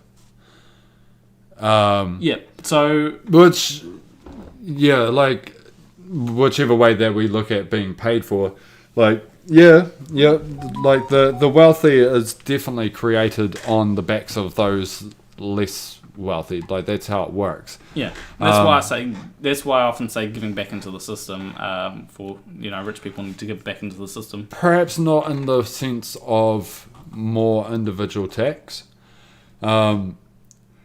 Because one of the biggest struggles is wage costs being fair in relation to jobs. Like the whole teachers thing, teachers complaining they don't get paid enough. It turns out they get paid between $50,000 to $70,000 a year. I don't like kids that much, and me getting paid $70,000 a year to deal with 30 annoying kids every day, like, I don't think I get paid enough. Yeah. And then there's also a lot of spare time when it comes to a teacher gets put into work, and like a lot. Yeah, the take home work and that sort of thing as well. Like, so base incomes to match inflation that's something that can be used to help bring up the well-being of people. Like social welfare, that's like in essence it should be for people that can't earn. It's like there's a lot of people who could earn that decide not to. Yeah, but then there's a lot of issues when it comes to that. Like, you could say, well, you just got to earn, right? And so you could make that argument for people in college, right? You could say, oh, you're in university. You shouldn't get paid study link. You should just get a job to pay for yourself while studying. And whilst it is true that some people... Well, that's how it happens in America, though, right? Like, families have to pay for college. Yeah. Whereas we get, like, at least some sort of subsidy where people can study and live. But that does create a lot of problems. So there's only certain times that you can work, so you got to make sure that you balance that, and it can add a lot of stress when you're working, right, and studying.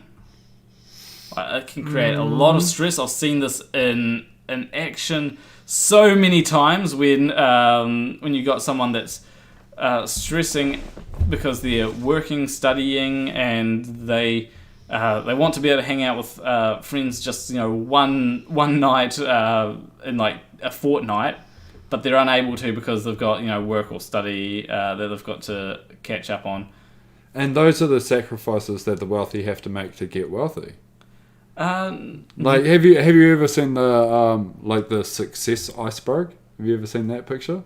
No, I haven't. It's like with success, the tip of the iceberg is what you see, and then you've got the whole everything underneath that people don't see, like the late nights, the sacrificing time with friends, the doing the extra hours, the financial sacrifices, not buying the things that you want to, the savings, the discipline, the failures, the regrets, the lessons learned. All these things are things that people who have created not always financial success, but success, these are things that people have to go through. And like someone saying, I work a job and study and that causes a lot of stress. Like, that's a little bit bullshitty, if you know what I mean. It's like, what are you trying to achieve and how prepared are you to achieve it? But I've seen people that are doing this, that, there's people that even fail their classes because they've got to work a job, right? That's not really creating that's not really creating anything good there. I think it's that's not creating success. In a way, it's creating failure because they're unable to keep up with both the workload of course and the workload of work as well. Well, okay, so do you have an example? Like, did they fail a course or did they leave their course? Generally, it's more they'll fail a particular class, and that means that they have to either resit that class the next year or not. Or try. Perhaps creates a snowball effect. Their confidence levels get dropped. And yeah, but even still, like, that's a little bit of an excuse. So while I worked my job, and like, I don't know every single decision that this particular person has made. But to hold down a job and study, like, is fully doable. Yeah, it's doable, but it also depends on what course you're doing. Like, if you're doing like, for example, I probably could have held down a job for the first 2 years that I studied, right? First year, easy. Second year, it was a bit harder, but that was still pretty easy. Third year, however, there were some sleepless nights and I wasn't even working. Fourth year, same thing, that got pretty difficult, especially when it came close to time to hand in the project. It was like sleepless nights after sleepless nights, just continuously working on the course, and I would not have been able to. I would not have passed if I had have had a job. Right. Now, is that a reflection of how difficult the course is, or your ability to learn the subject matter of that course? It's not so much the. It's not so much me learning the subject matter. It's more the amount of work that you have to do. Because in projects, generally you're taking pre-existing knowledge, right? Right. And then applying that knowledge to things. So, for example, in third year of IT, I had to do a project which took a lot of the knowledge from things like coding, like I knew C#. Only thing I had to do was learn a new way of using C#, and then apply that to reality. HTML was a nightmare though. That's why I have a personal grudge against HTML. But when it came, and there was also JavaScript that I had to do for that. And when it came to the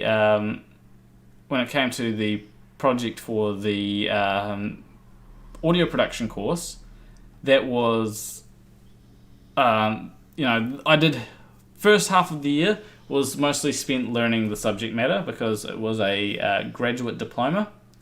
So I had to make sure I knew things about how to record things and all that kind of stuff.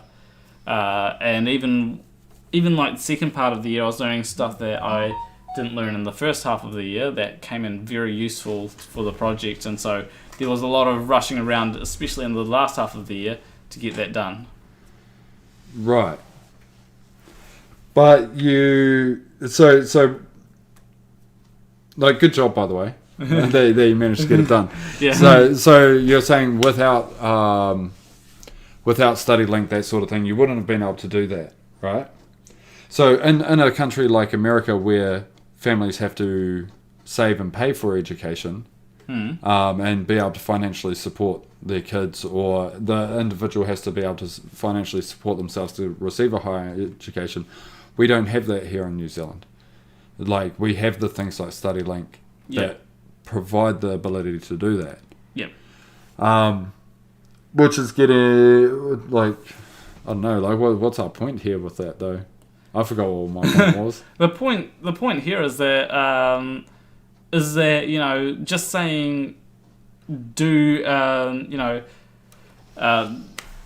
well in education isn't gonna do much, because there are multiple factors, and as you said, that's the system over in America, and I'm glad that we don't have that system here, because I wouldn't have been able to get my degree otherwise, because that would lock people out of certain professions which do make a lot of money.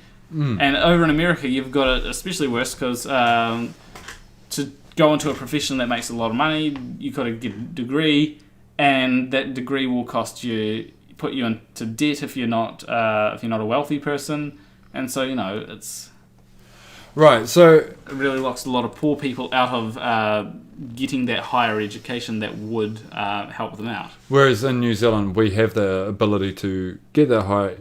It also, this is maybe 5% of the people who use it and do misuse, things like StudyLink whatsoever, to apply for a course and basically get free income because they can't get social welfare. Yep. Because they don't want to work because they're being lazy.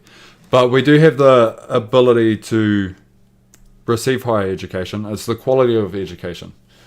How we were discussing earlier about, we don't need to change our public schooling system because we've got a fantastic public schooling system. We need to change the curriculum to better educate people into how to manage and use their finances so they don't fall into these traps or these pitfalls. One thing I do want to mention, though, is that I did remember something about the public school system, which is, in New Zealand, it's really stupid, right?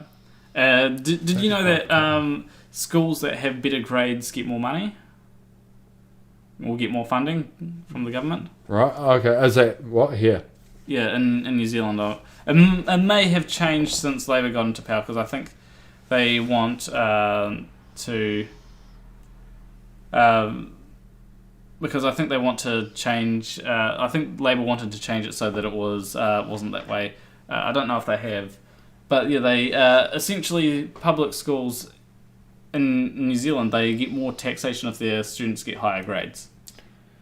Okay. Yeah, which makes no sense whatsoever. Or they get more assistance from the government, should I say? That makes no sense. If your students are succeeding, why do you need more money? Exactly. Like that is a problem with the system, and I'd gladly say, look, like who brought in that law? That's just ridiculous. I think it was part of the NZQA thing, and it was like it hasn't worked. Well, it's just like it works. Why are you throwing more money at it? It's like if you've got a car that's running fine, you don't go and give it money to get repaired. Yes. Like that's the standard. Like, okay, cool, you guys have hit the standard. Now we need to work on the other schools that aren't making that standard. I think the way that it's supposed to work, right, is the way that it's supposed to work is it's supposed to incentivize the schools that don't have as high grades to push their students to get higher grades. See this one? What? I did remember one thing about public school system. It's really stupid. Yeah. Yeah, man. Government spending, like flat tax, progressive tax. It doesn't matter. Like, what's the government up to? Where are they spending that money? How efficiently it is? The big debate, because that's at the core of everything, right? Like, the flat tax versus the progressive tax is. Because if you can make a flat tax system that'll work. You can make a progressive tax system that'll work. The only real key difference is that you're enforcing a certain group of people to have to do something different. But I think there's... What's that? Is that like I don't know political names and stuff like that, but it's kind of like racism against people with money. I think the word that you're looking for there was fascism, and I don't think it's fascism. I think that it's actually closer to socialism than fascism. Well, coming from the poor, Well, fascism basically says fascism would basically be, here's a class system, and you'd have the rich, the people at the top of the class system. They deserve to be there, and then you have that's what. Well, it's like fascism is basically authoritarian. It's like reverse fascism, because you're saying, hey, because you've reached a certain point, it's not like you deserve to be there. It's like, because you've reached a certain point, now we're going to take it from you. You know, like. Although that's more socialism than fascism. Yeah, socialism is basically essentially you take money from take money from classism. Yeah. Or take money from the richer people, redistribute it to the poorer people. That's socialism in a nutshell. Fascism is more is the idea that there needs to be a class structure, right? And that class structure should be enforced. Yeah. Basically... That's what progressive tax is, though, isn't it? It's fascism without labelling it. No, it's not fascism without labelling it. The difference here is that if you've got... the difference between fascism and socialism, right, is that fascism seeks to keep class structures intact, right? Whereas socialism is like, well, you're doing better than certain people, so we're going to try and... because you're doing so much better than everyone else, we're going to take some of that money and redistribute it to everyone else so that everyone else can try and do better. That's the idea of socialism. So everyone can try and do better. And I think that's the fault, because, yes, I'll pinpoint one statistic and use that to back up my argument, the doubling of poverty, trying to do better. It's not a case of try, do or do not. There is no try. The system isn't working because people are becoming more impoverished. But you got to work out. Okay, where's the money? Where's the money going? Is all the money that the poor people have? Are they going? Is all that money going to the government? I don't think so. Is it going to the middle class? Well, if it was going to the middle class, you wouldn't have seen the poverty rate double in the last 20 or 20. Well, the money going to the middle class. Yeah. Yeah. If it had been money going to the middle class, you shouldn't have seen the poverty rate double. If it's money going to rich people, well, that explains it, right? Now, it may be wrong that it's not going to rich people. It could be going to corporations, and that would mean that we've got that a solution there wouldn't be, taxing. It wouldn't be to do with tax. It would be to do with tax, but it wouldn't be to do with taxing rich or poor people at a progressive or non-progressive tax rate. It would be closing loopholes that allow companies like Apple to get away with paying $0 in taxes, even though it's made even though it's ridiculous amounts of money. Yeah. Billions of dollars in profits. Yeah. Well, progressive tax systems have loopholes in them, right? Flat tax doesn't. Not necessarily. Like you got to look at things like because what would be the loophole that would be in a progressive tax system that wouldn't be in a flex tax system? Flex tax. Flex tax system. It's gonna start taxing flexes. You're like, oh come on, man. You got like like the donation things, the being able to hide profits, I'm wildly underqualified to have a conversation about tax. But, these tax breaks, entertainment write-offs, all of that sort of thing.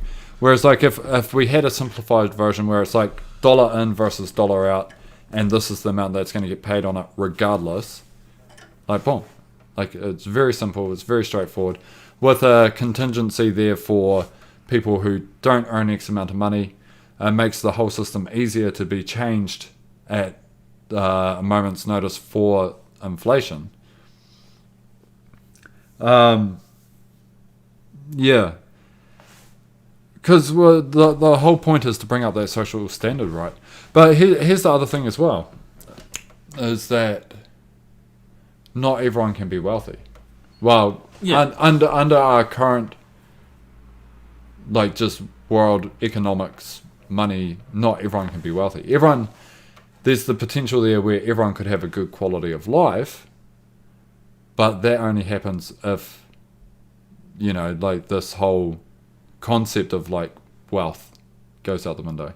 Yeah, like, that would be more communism, comrade. Yeah. I honestly don't think that the world is ready for communism. I think that we're still quite a bit off communism. I think we're so much locked into a capitalist society at this point, right? For sure. That the only way to really go about, I think that the only way to really go about the society, I guess, is to try and have a capitalist society which has social safety nets. One person just entered the room when I said about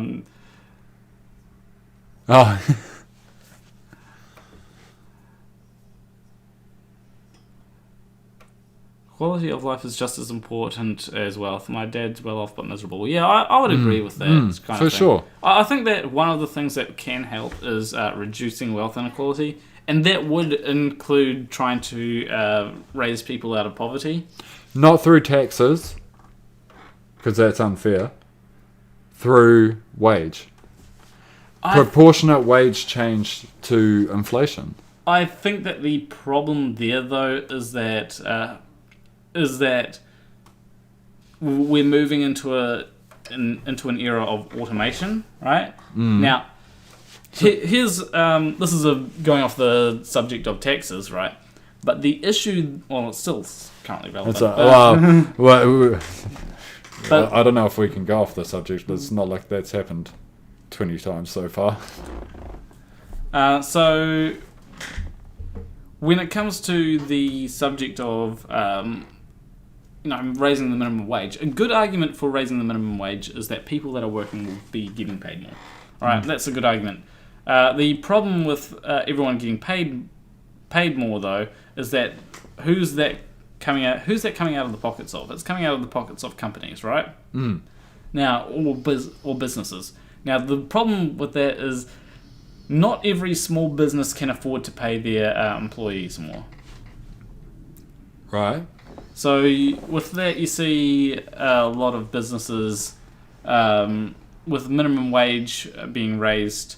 You see a lot of businesses shut down. Sure, there's more people with money to spend at those businesses, but they don't necessarily go to all the small businesses. They might be like, oh, finally I can go to Starbucks. I've got the money to go to Starbucks, and go to Starbucks rather than going to the local coffee shop, right? Wait, who's this? Or people that now have more money that can, rather than going to the coffee... Why are you wasting your money on coffee shops when you can go to the supermarket? Yeah, like, there are people that will be like, I don't want to go to the supermarket because I've got like because I'm making like $2 more an hour. That's going to translate to a lot more money that they've got in their pocket, so they can now go to Starbucks and make those bad financial decisions that keep them poor. Yeah, generally when poor people have more money, they're more likely to spend it. At least that's what it seems that the research would. Oh, for sure. Yeah. I think we can both agree on that. Yeah.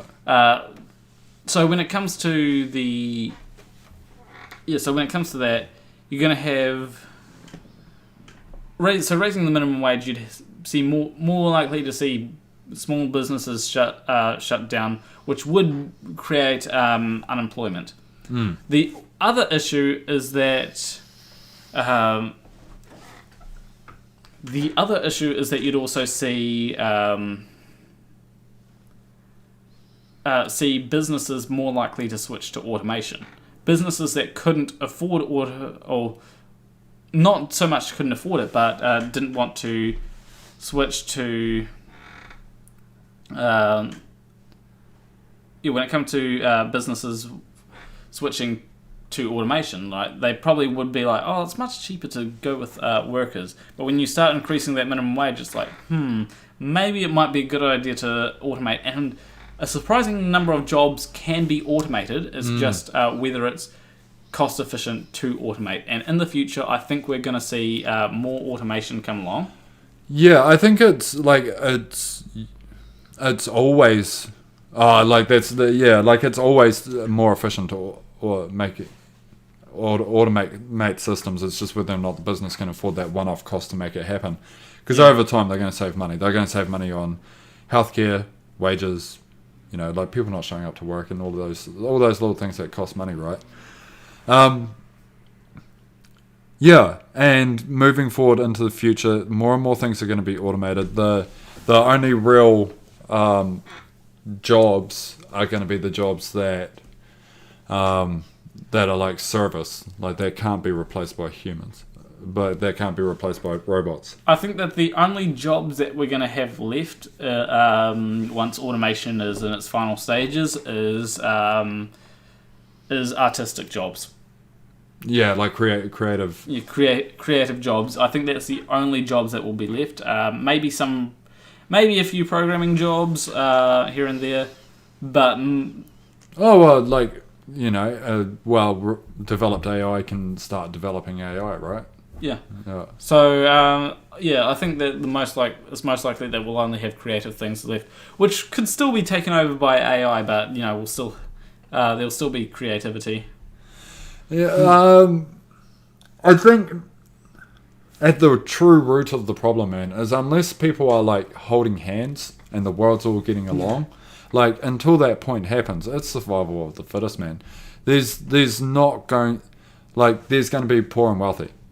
Like even if you did something stupid like 80% of the wealthy's money got taxed, like there's people out there that are just going to press and increase their own personal gains. like Yeah. their personal profits. Like that's going to happen, and because that happens, no matter how much money you're throwing back into the system, like there's people that are going to lose out. That's everything that's gotten our societies up to this point in time, and then eventually it's not going to be sustainable anymore with the automation. What do you mean? Like, well, you make jobs. You make jobs automated by machines. Like, people aren't going to have money anymore. That money no longer exists to go back into the economy to pay the companies to make their products through the automation. Yeah. And then the whole thing crumbles. And who will be sitting on top at the end of that are the people with the money. Yeah. Who went out and got it from the first place. So, so the issue there is, okay, how do you stop that from happening? I just want to quickly read out something in the chat by 82 Productions. Ahoy hoy 82. Checkout counters are vastly more automated now after minimum wage increases, and he says that maintenance, service, and automation support would be safe, but other service/hospitality fields would be hampered. Don't they already have like a robot that can do certain operations? I'm pretty sure it's in like really simple operations, but they're working on AI that can do operations, like surgical operations. Yeah, I wouldn't be surprised, yeah. Yeah, so... How do you feel about self-checkouts? I find that they can... Like, the pack and save self-checkouts are annoying, right?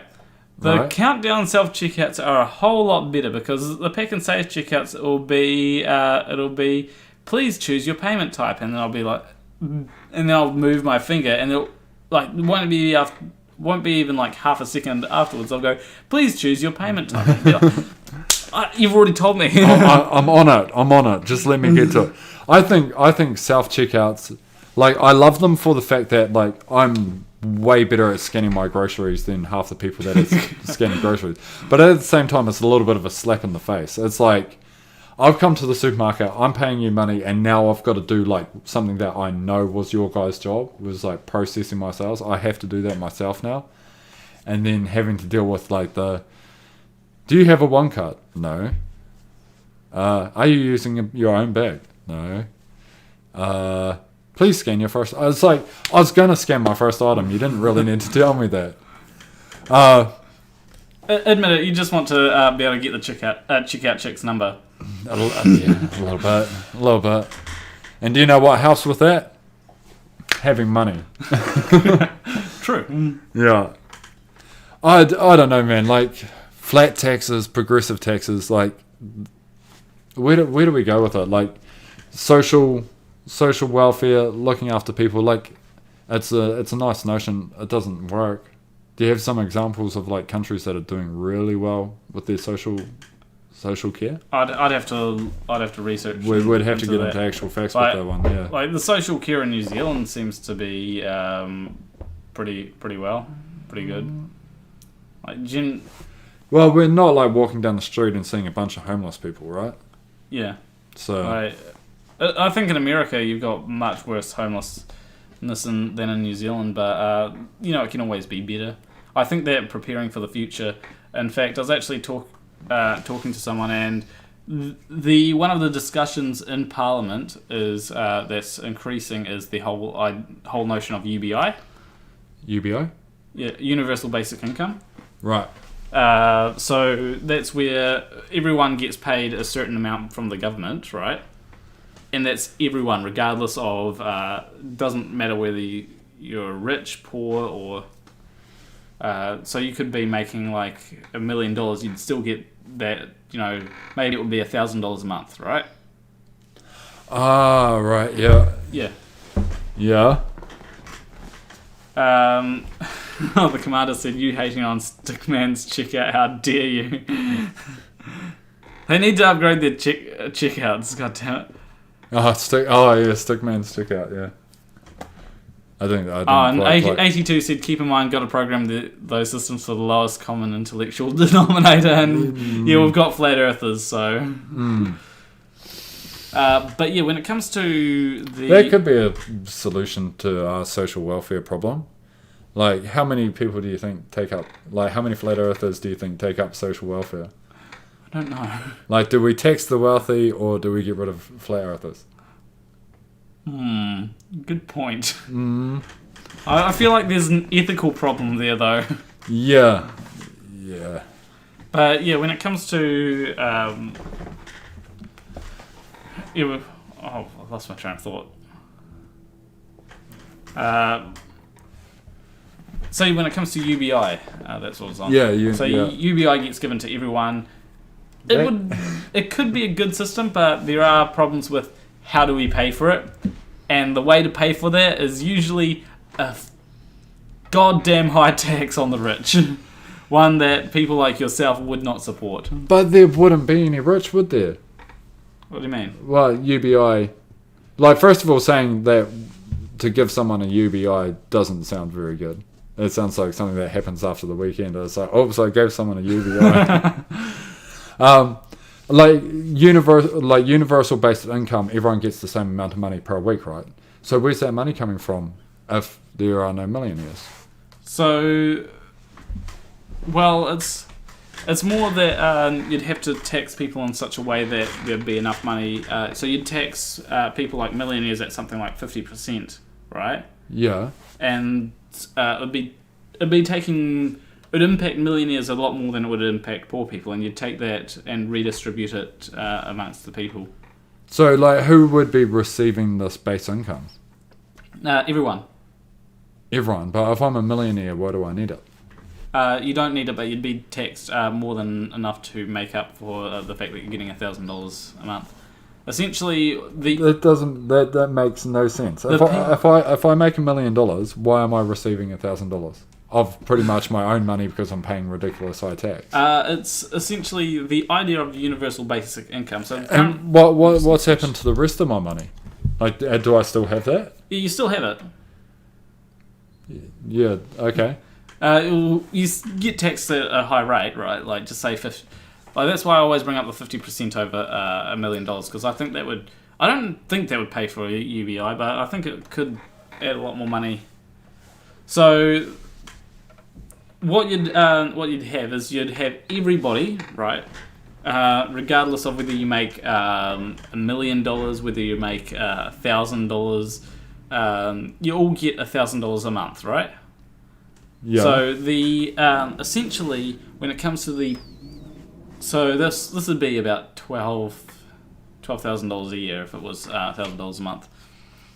So essentially when it comes to people that are working, yes, they still get $1,000 a month. People that are unemployed, yes, they still get $1,000 per month. The way that and for a lot of people, it could even replace social safety nets. Now, this actually incentivizes people to work above and beyond just getting the benefit, because there are some people that actually don't get called up for the benefit, especially if you're over like 30. Then the government's just like, oh, okay, we're not going to really bother trying to get you onto work. Whereas people under 30, they're like, okay, if we let this person be on the benefit for too long, they're going to always be on the benefit, right? So when it comes to that's Windsor's way of thinking. So when it comes to people making $1,000 a month, a lot of people say, well, people would just laze around all day, right?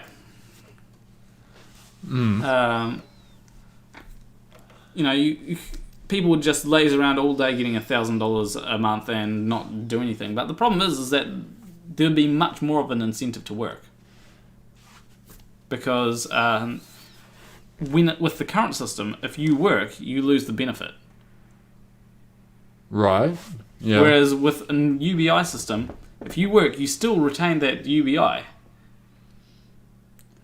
Yeah, but I kind of see where you're getting from. Yeah. Yeah. Yeah. There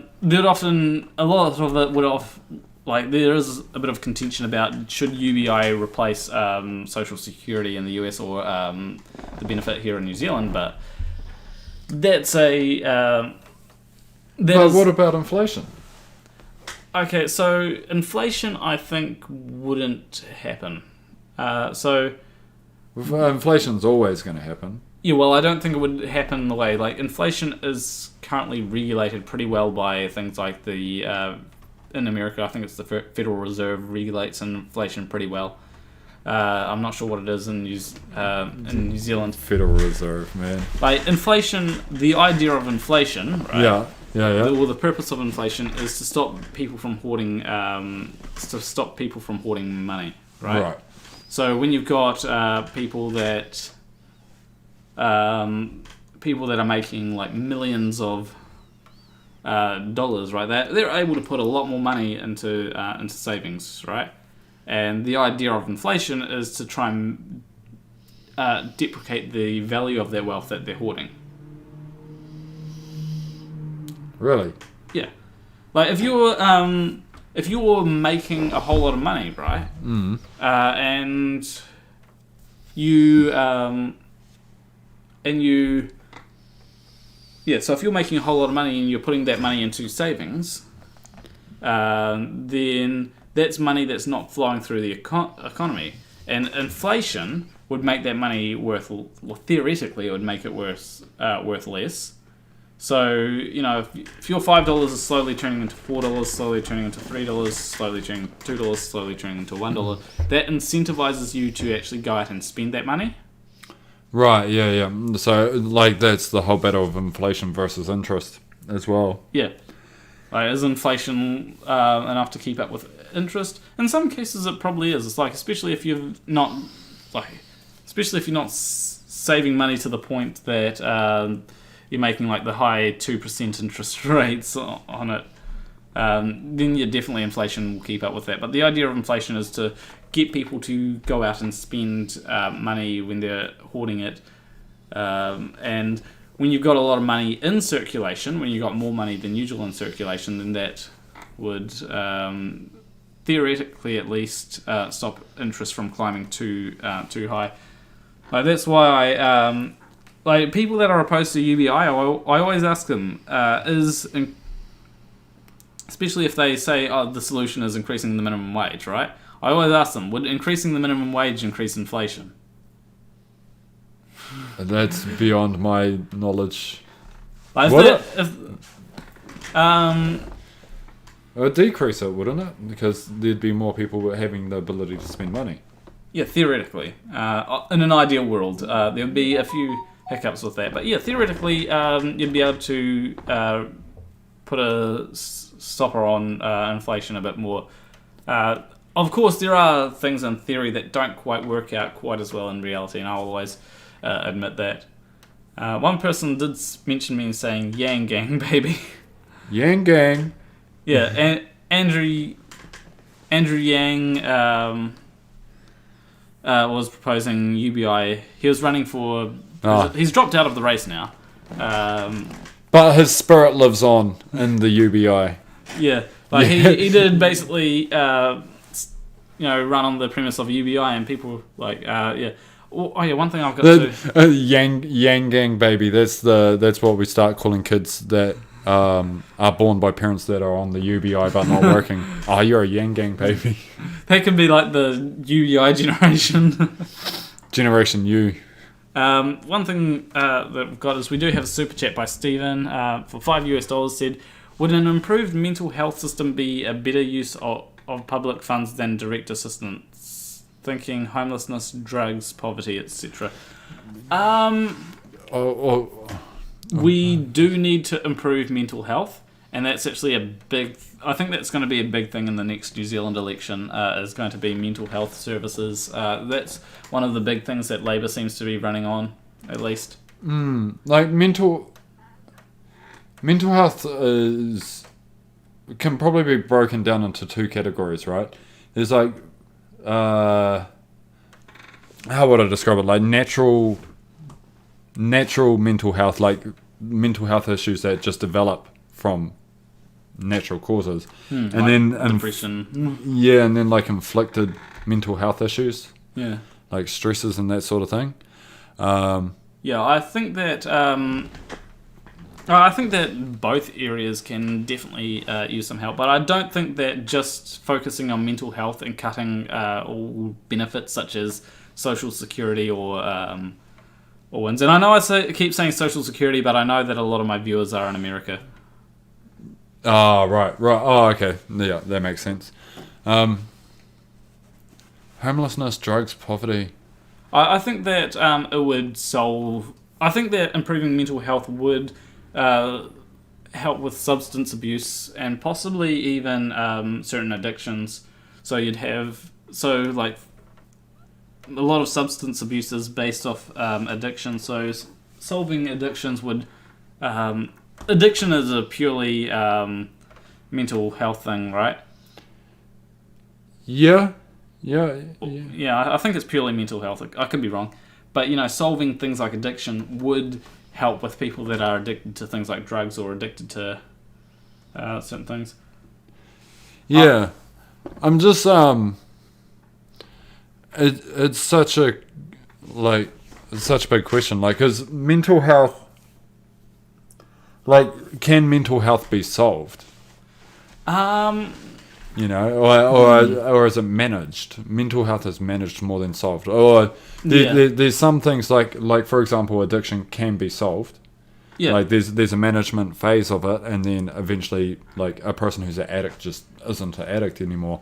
But say something for example, like depression, like that may never go away. Like you can, like, there are certain things that you can do to help depression, like antidepressants is a good thing, and I know that there's a lot of stigma around antidepressants, and I can understand why. I used to be against antidepressants, and then the person who actually made me think maybe I shouldn't be against antidepressants was the last person who I'd expect, right? And that was Jordan Peterson. Surprisingly enough. I'm not a big fan of the guy, but he did say something which made me think, actually, he's got a really good point there, and that's why I can respect him as a clinical psychologist, but not as a spokesperson on something like religion. Right, okay. But yeah, like, he said, if you're going through depression, you might as well try antidepressants. Like, what's the worst that's going to happen? The worst that's going to happen if you take antidepressants is that you're not going to like them, right? And then if they don't work for you, then you can stop using them. But if they work for you, then that's much better than you killing yourself, because of your depression. So I think that it's a lot better. If the final result is fatality, you should be trying every option that you can before taking that. But that's getting into a realm of things as well. Like, you like someone to be making logical decisions. Like the person who goes out and commits a crime is not necessarily making a logical decision, because a logical decision would be like, hey, don't do this crime, don't risk your future. Whereas at the time, it may be like, I need the money now, so I'm going to go and rob someone. Well, generally, when you're under financial stress, that does lead to more irrational decisions. Like generally, poor people are the people that join Amway or MLM companies.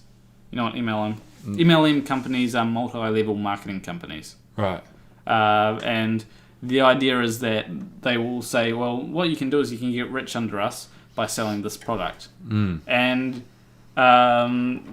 maybe some rich people join MLMs, but it's essentially a pyramid scheme. A rich person would it'd be easier for them to get rich off. Would be easier for them to make money off an MLM than it would be for a poor person, because a rich person has a lot more influence and can say, well, does anyone want to be under me? Yeah. Or I'd say that I wouldn't say that pyramid schemes are MLMs. I'd say that MLMs are pyramid schemes. Right. Oh. Yeah. So just never stop being an addict. They just divert to a different drug, like life. I'd partially. Well, we're all addicts, though, aren't we? Like we're addicted to food. We're addicted to oxygen. Well, this is an argument that I had with my sister once, is that there's a difference between addiction and dependence. Yes, definitely. Yeah. So, you can have a dependence on something, but not necessarily be addicted to it. So, for example, you have a dependence on water, right? The point at which that turns into an addiction is if that dependence becomes unhealthy. So if you're just drinking like 15 glasses of water a day because you think that you need to stay hydrated, and that's because you got or because you like the taste or something like that of water for some reason, that's when it becomes an addiction, when it becomes unhealthy. Same with food. So that's why an obese person can be considered to be addicted to an obese person can be addicted to food, but you wouldn't consider someone who's anorexic to be addicted to food. In fact, you'd say, look, you need to eat more food. Yeah, someone who's anorexic though is like addicted to something else. They're addicted to like a and it would be unhealthy addiction. And it'd be a mental health issue as well, because like they're addicted to like an image of themselves. Like that's what they crave, and it's mentally unhealthy because they're hurting themselves through doing it. 82 said, think about that. How many people give up smoking or drinking but then become health food nuts or gym rats? And I'd actually agree with that. I don't know anybody who would have done that. Well, I know people that give up smoking, right, but instead take up vaping. You know? And become addicted to vaping as well. Yeah. Which is kind of... I think that generally when people give up smoking to become addicted to vaping, generally what's... Part of it, I think, is habit. Yeah. Right? So the habit of being like, having something to suck on and then, blowing out smoke. I think that's partially habit because, that's... Vaping is basically the same thing as smoking, but as far as I can tell, vaping is less harmful than smoking. Although that could change eventually. There's so much controversy around whether or not vaping's healthy or not. Yeah, like I remember one person saying, well, 6 people died from vaping. It's like, yeah, thousands of people every year die from smoking, you know? Yeah. The only difference is that the only case that you can make for vaping being more dangerous than smoking is that the data isn't all in yet, because people that are vaping aren't addicted to adrenaline. That's definitely true. I'm addicted to adrenaline. Oh well, no, like 'cause, like an addiction kind of says that like I have to have it. Like no, but I love it. Like if you were one person who I think was addicted to adrenaline was Mad Mike Hughes. Mad Mike. Okay, so Mad Mike Hughes is a flat earther. Oh no! And he was shooting himself up in a rocket to try and show that the Earth was to try and see the curvature of the Earth, right? If he could, he wanted to shoot himself up into like 60 kilometers into space, and then from there he would be like, if I can see the curve, then the Earth is a globe. If I can't see the curve, then the Earth is flat, right? Yeah. Okay. Yeah. The problem is that he actually died from that quite recently. Although there are people saying that he died from that, as in like he did it multiple times, going up in a rocket, or yeah, he's been up in a rocket multiple times. He was a stuntman, right? And he was shot up in a rocket, and then the parachute failed. Oh, you're talking like human cannonball type rocket, are you, or? Something like that. It was a steam-powered rocket that he shot himself up into the air in, and the parachute failed, and so basically, he died, unfortunately. Well, yeah. Now, there is some controversy over whether he was actually a flat earther, and I'd actually be inclined to say that he probably wasn't a flat earther, because there are people that are saying that for him it wasn't about the flat earth, it was just, that whole daredevil thing, and apparently he was shooting up rockets before the whole flat earth thing, and the way the whole he was basically a adrenaline junkie, right? And so shooting up rockets was a way for him to feel that, and flat earthers were willing to pay for that, so that's why people... Cody's comment, it's not rocket science. Yeah. But I'm not going to shame him for anything because, at the end of the day, it's an unfortunate accident. Yeah. He was actually very polite as well. He wasn't like these Nathan Oakley types, which are like that will, shout at you for not believing the same way that he does. I saw a discussion that he had with MCToon, and it was a very polite discussion. So, it's a shame. It's a shame that Mad Mike is gone, but it's kind of like it's also a shame when flat earthers that are really entertaining to talk to, right? Or flat earthers that you can have an actual discussion with. It's when they stop becoming flat earthers. It's like, and it's like, a flat earther that I actually respected is gone. It's no longer a flat earther. It's like, yeah, it's good for the globe side, but at the same time, it's like, is all that flat earth has now is shouting? I suppose I should be happy, but at the same time, it's like, I enjoyed debating you. Now I've got to find someone else to debate. It's kind of like that as well, eh? It's like, don't have valid points, so let's just get louder. Yeah. Hey, dude, I might actually... Well, it's 10 o'clock now. I do have some stuff to do. I need to fix my car today. I'm going to be doing that. And one of my buddies is going to help me out with that, so I shouldn't leave that too late. I feel like we came to... Yeah, your best too soon comment of the day. I feel like we came to a really great non-conclusion of the debate. I don't think I said anything too soon, did I? What did I say that was too soon? Let me know. This Mad Mike. I think it's in context to Mad Mike. Like his death was I think it might be something. Yeah. He didn't understand the gravity of the situation. Oh, that's the best too soon comment. Okay. Yeah. Oh yeah, the mentioning at the person. Yeah. Yeah. Well, I hope everyone enjoyed the discussion.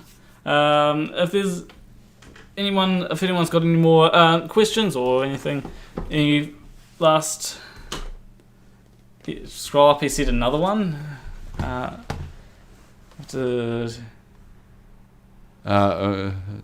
don't think he did. Addicted to oxytocin.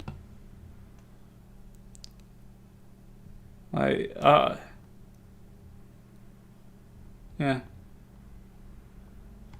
Way up, okay. Stupid as stupid does. Okay. He was found flat on the road. I was going to make that joke too. I thought it was a little bit low par, but yeah, I understand the gravity of the situation. Now that's the money. That's the money. And remember, people, like the secret to true financial wealth is buy apples, sell pies. Oh yeah, that's if anyone got anything from that, that should be it. Buy apples, sell pies, buy lollies, and in Linwood and sell them in Hornby. Yeah, no, that's how I made a lot of money, and that's literally the only reason why I was able to afford a PSP, because otherwise my parents were too poor.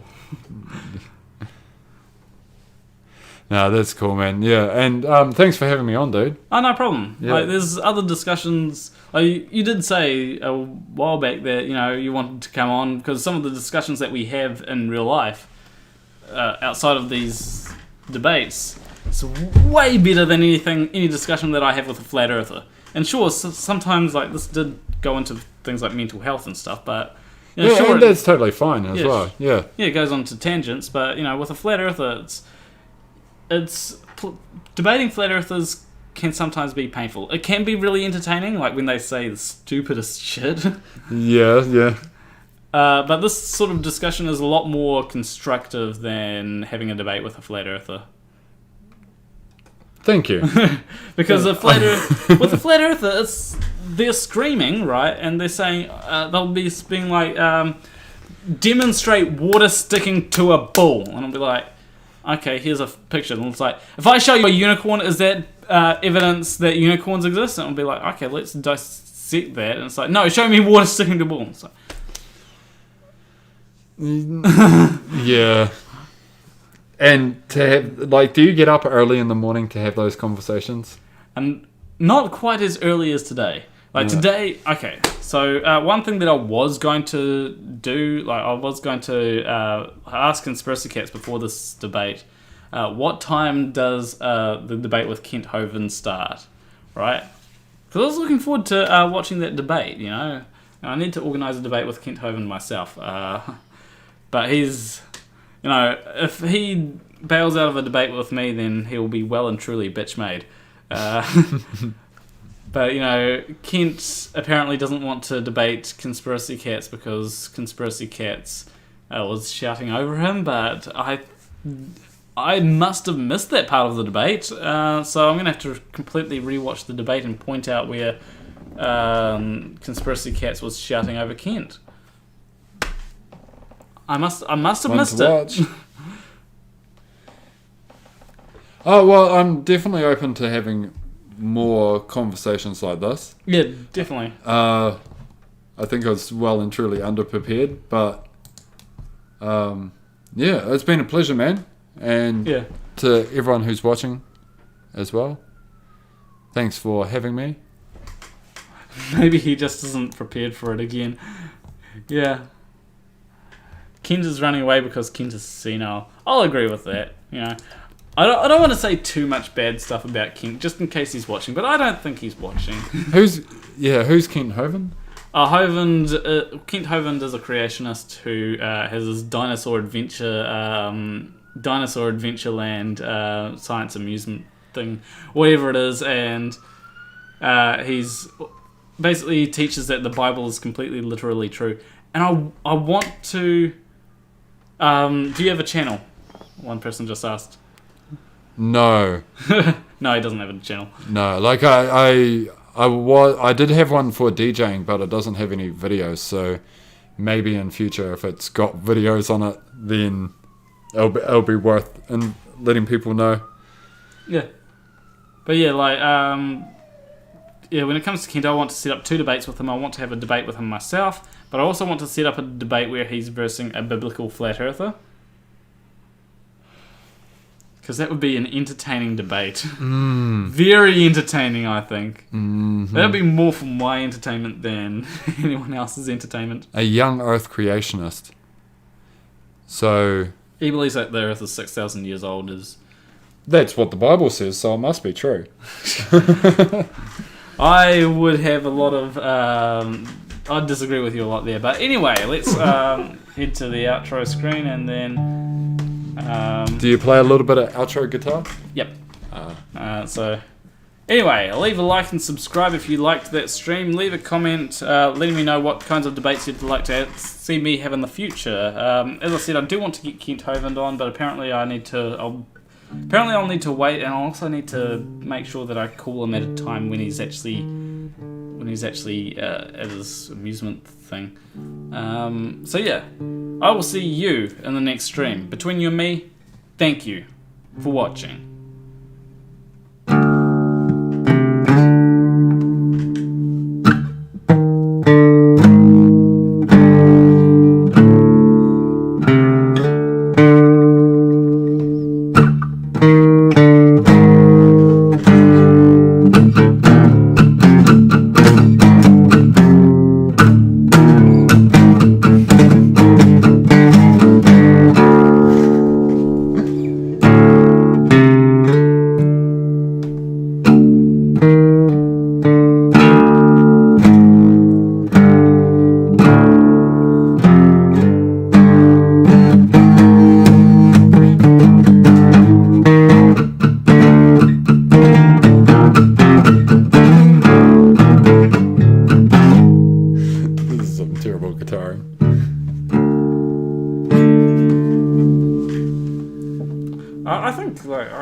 I think it's better than anything I can do. Like, I'd probably play something like, I'm just trying to think of something. I'd probably play something like...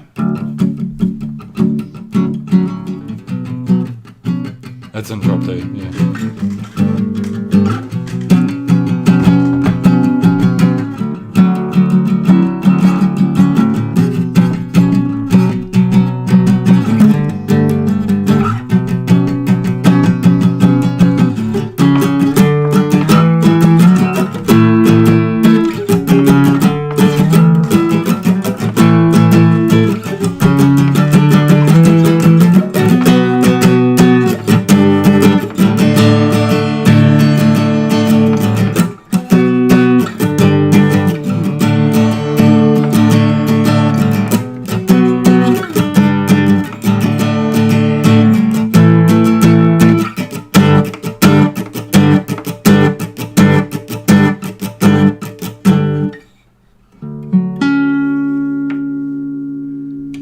So yeah, I think you probably win in the guitar section there. I can't play Foo Fighters, man. Give me one more jam. Give me one more jam. I was trying to like think of some like freestyle Kent Hovind lyrics to put over it. Radiometric dating. I'm not prepared for that. Is that who it is? That guy? Yeah. Ah, right. Yeah, he's not prepared for a debate.